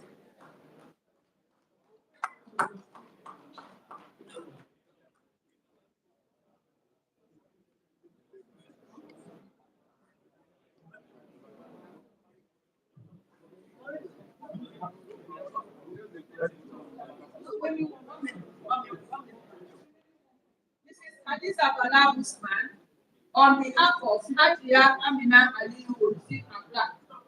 Hajia Amina Aliyu. Hajia Amina Aliyu. Thank you, Hajia. We're receiving on behalf of Mrs. Hadiza Bala Usman, former Managing Director of the Nigerian Ports Authority (NPA) 2016 to 2021, was appointed Special Advisor on Policy Coordination to President Bola Tinubu in June 2023. Ladies and gentlemen, please. She previously served as the Chief of Staff to the Governor of Kaduna State from 2015 to 2016. She is one of the co-founders of the Bring Back Adults campaign in 2014 and is also a founding member of the ruling All Progressive Congress. Madam Bala Usman, Atia Bala Usman, grew up on the campus of Ahmadu Bello University in Zaria, where she started her education at the University Staff Primary School and wanted her to complete her secondary education. In 1996, she enrolled at the university and bagged a bachelor's degree in business administration. In 2000, she later got a master's degree in development studies from the University of Leeds in the United Kingdom in 2009. I present to you Mrs. Hadiza Bala Usman, represented by Hadiza. And to make that presentation is the president of the NGE, Mr. Anaba. Yes, yes, remember.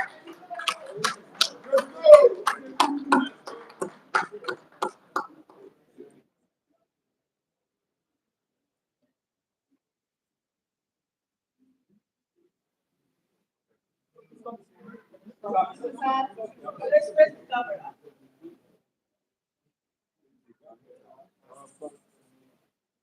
Sorry, your back is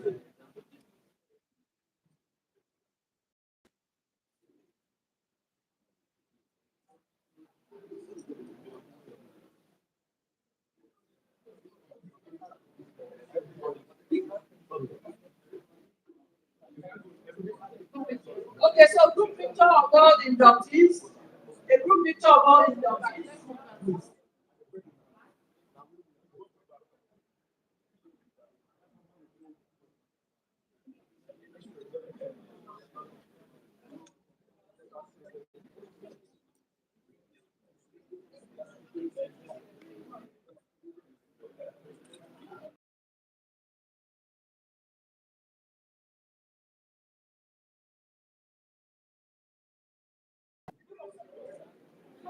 This was a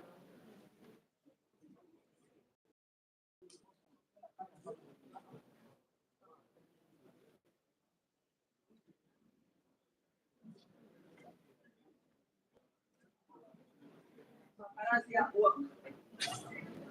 Congratulations to all the inductees. I think on behalf of the inductees, sorry. So, accept that.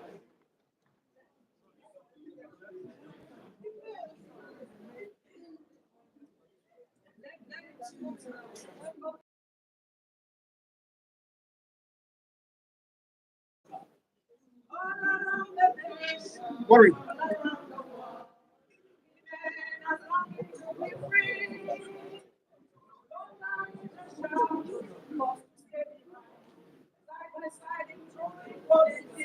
Sing a song, so sing a song.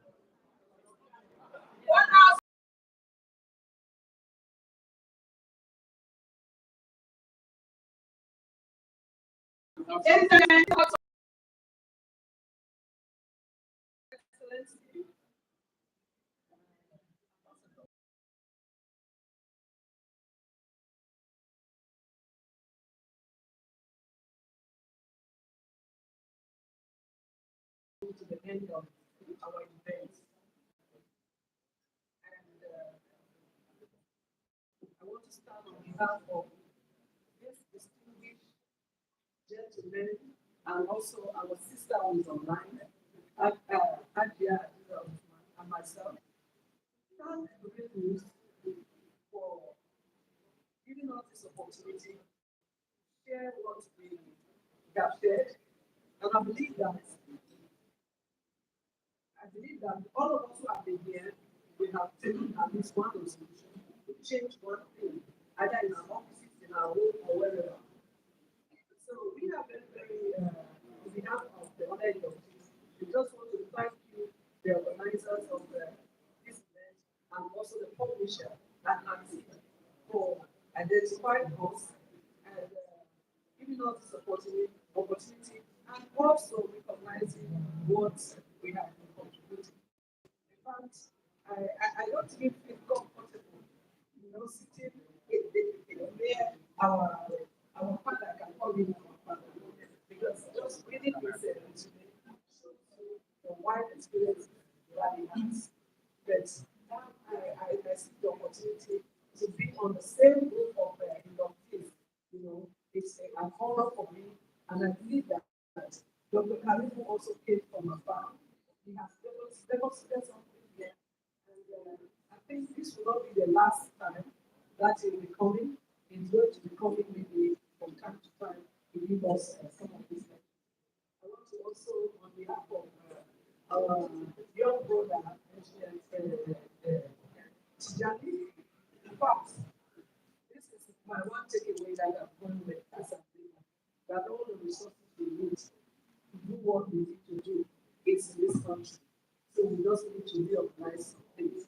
I thank the organizers, and I want to say that we don't take this recognition for granted. We take it seriously because we know real news is serious people who are displaying their excellence. Thank you very much. And also thank you for handing over this recognition to us. Thank you so much.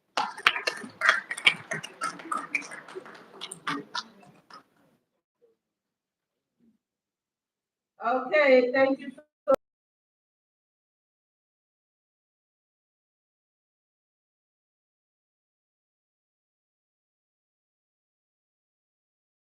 Publisher is Maruchi. Also give the vote of thanks, and then we have the opening closing prayer. Closing prayer.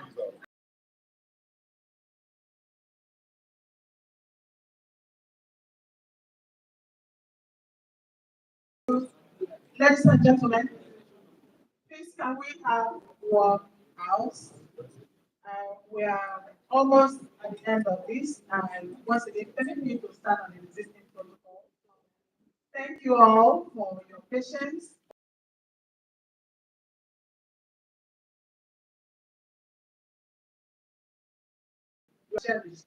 Realnews is indebted to each and every one of you, but there are people who played key roles here that need to be thanked especially. So I simply and endlessly start with Professor, His Excellency Professor Ibrahim Kakari, for accepting to be our guest lecturer today despite his busy schedule. And we owe you a basket of thanks, and we are really indebted to you. Thank you so much, Professor. God bless you. We thank Dr. Karim Elade for coming all the way from Morocco to come and keynote this event. We are deeply grateful, and we pray that God will continue to bless you. We thank especially Engineer Omar, who is here. Thank you so much. And we thank Ms. Beatrice Ayon. She had to step aside because she has another engagement, but she tarried to the end of this program. And Realnews is greatly, deeply indebted to you. We owe you a basket of thanks. Thanks so much for coming and staying to the end of this program, despite the engagement you have. We also thank Mrs. Adiza Balafusman, who joined us online. Because due to exigencies of duties, she was supposed to be here. We are deeply grateful that you find time out of your busy schedule to join us online and make this such a brilliant speech. Thank you so much. God bless you. And I thank each and every one of the members of Guild of Online Corporate Publishers who are here. We have our President Emeritus, Dr. Oladipon. We have different publishers from different online publications, and I cannot mention all of them, but you are truly recognized, and I thank you so much. I thank the former MD of Matthew Zoologia, who was among the first to be here. Thank you so much, my big brother. And I thank the Director General from National Command, Director General from this. Thank you so much for coming. And then I thank especially the Corps Marshal of the Federal Road Safety have always and you have always supported me. Deeply grateful to you. Please compare our basket of thanks to the commercial for this tremendous support they have given us.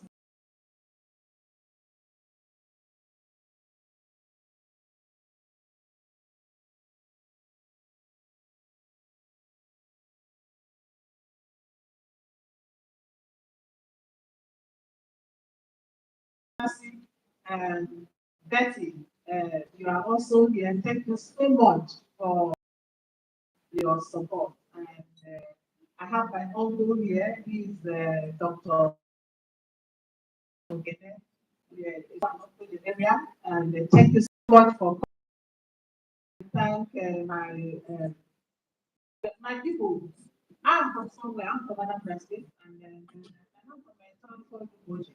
And they are here too. So I thank you all for coming. I don't mention all your names. I thank you so much for coming, and I thank my family who are also here. All of them, they journeyed from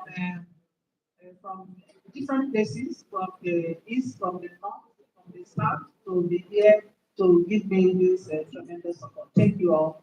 My big brother, Celestine Chimo is here, my elder sister, Princess is here, my immediate younger sister, Antonia is here, and my big sister, Wakelu is here. And Gerald is also here, who has been my powerhouse. Thank you all. And I thank my in-law that I'm seeing for the first time today. Is married to our big sister, Honorable Justin Benjamin. You are welcome. Thank you so much for coming. And I thank you all. I cannot mention all of it, but please know that you are cherished. I also want to thank the real news team led by Mr. Gordon Ike, who are providing on the spot online coverage for this, and they provided the lively and beautiful ambience. Mrs. Mary Ahia, for your very beautiful decoration. Thank you so much. Thank you all. And I pray that God will lead you all back to your different destinations safely. I also want to thank Mrs. Comfort Bowman, who has emceed this program.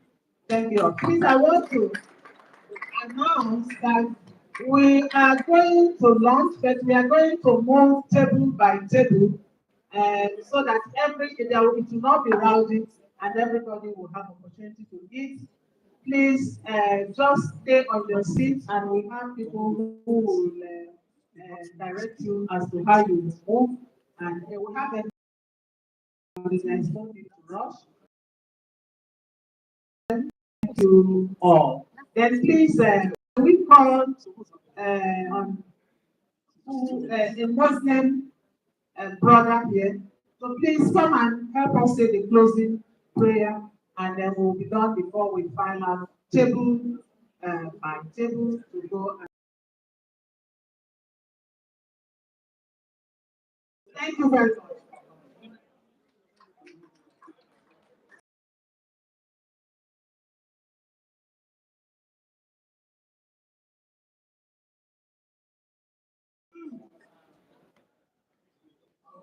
The light of Shaitan will be the light of the Lord. Thank Almighty Allah for bringing us to the end of this wonderful event. We pray the organizers for gathering us here today, and for those of our colleagues and friends who travel far to this event, the Almighty God take you back to your various destinations. ربنا آتنا في الدنيا حسنة وفي الآخرة حسنة وقنا عذاب النار. ربنا ظلمنا أنفسنا وإن لم تغفر لنا لنكونن من الخاسرين. ربنا لا تجعلنا فتنة للذين كفروا فاغفر لنا ربنا إنك أنت العزيز الحكيم. ربنا تقبل منا إنك أنت التواب الرحيم. ربنا تقبل منا إنك أنت مجيب الدعاء. ربنا اغفر لنا ذنوبنا وذنوبنا.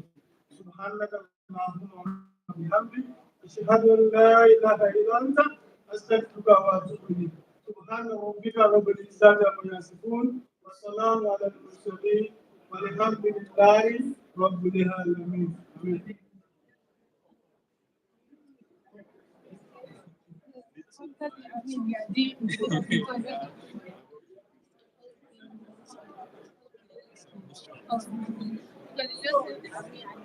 When are you going to bring the picture?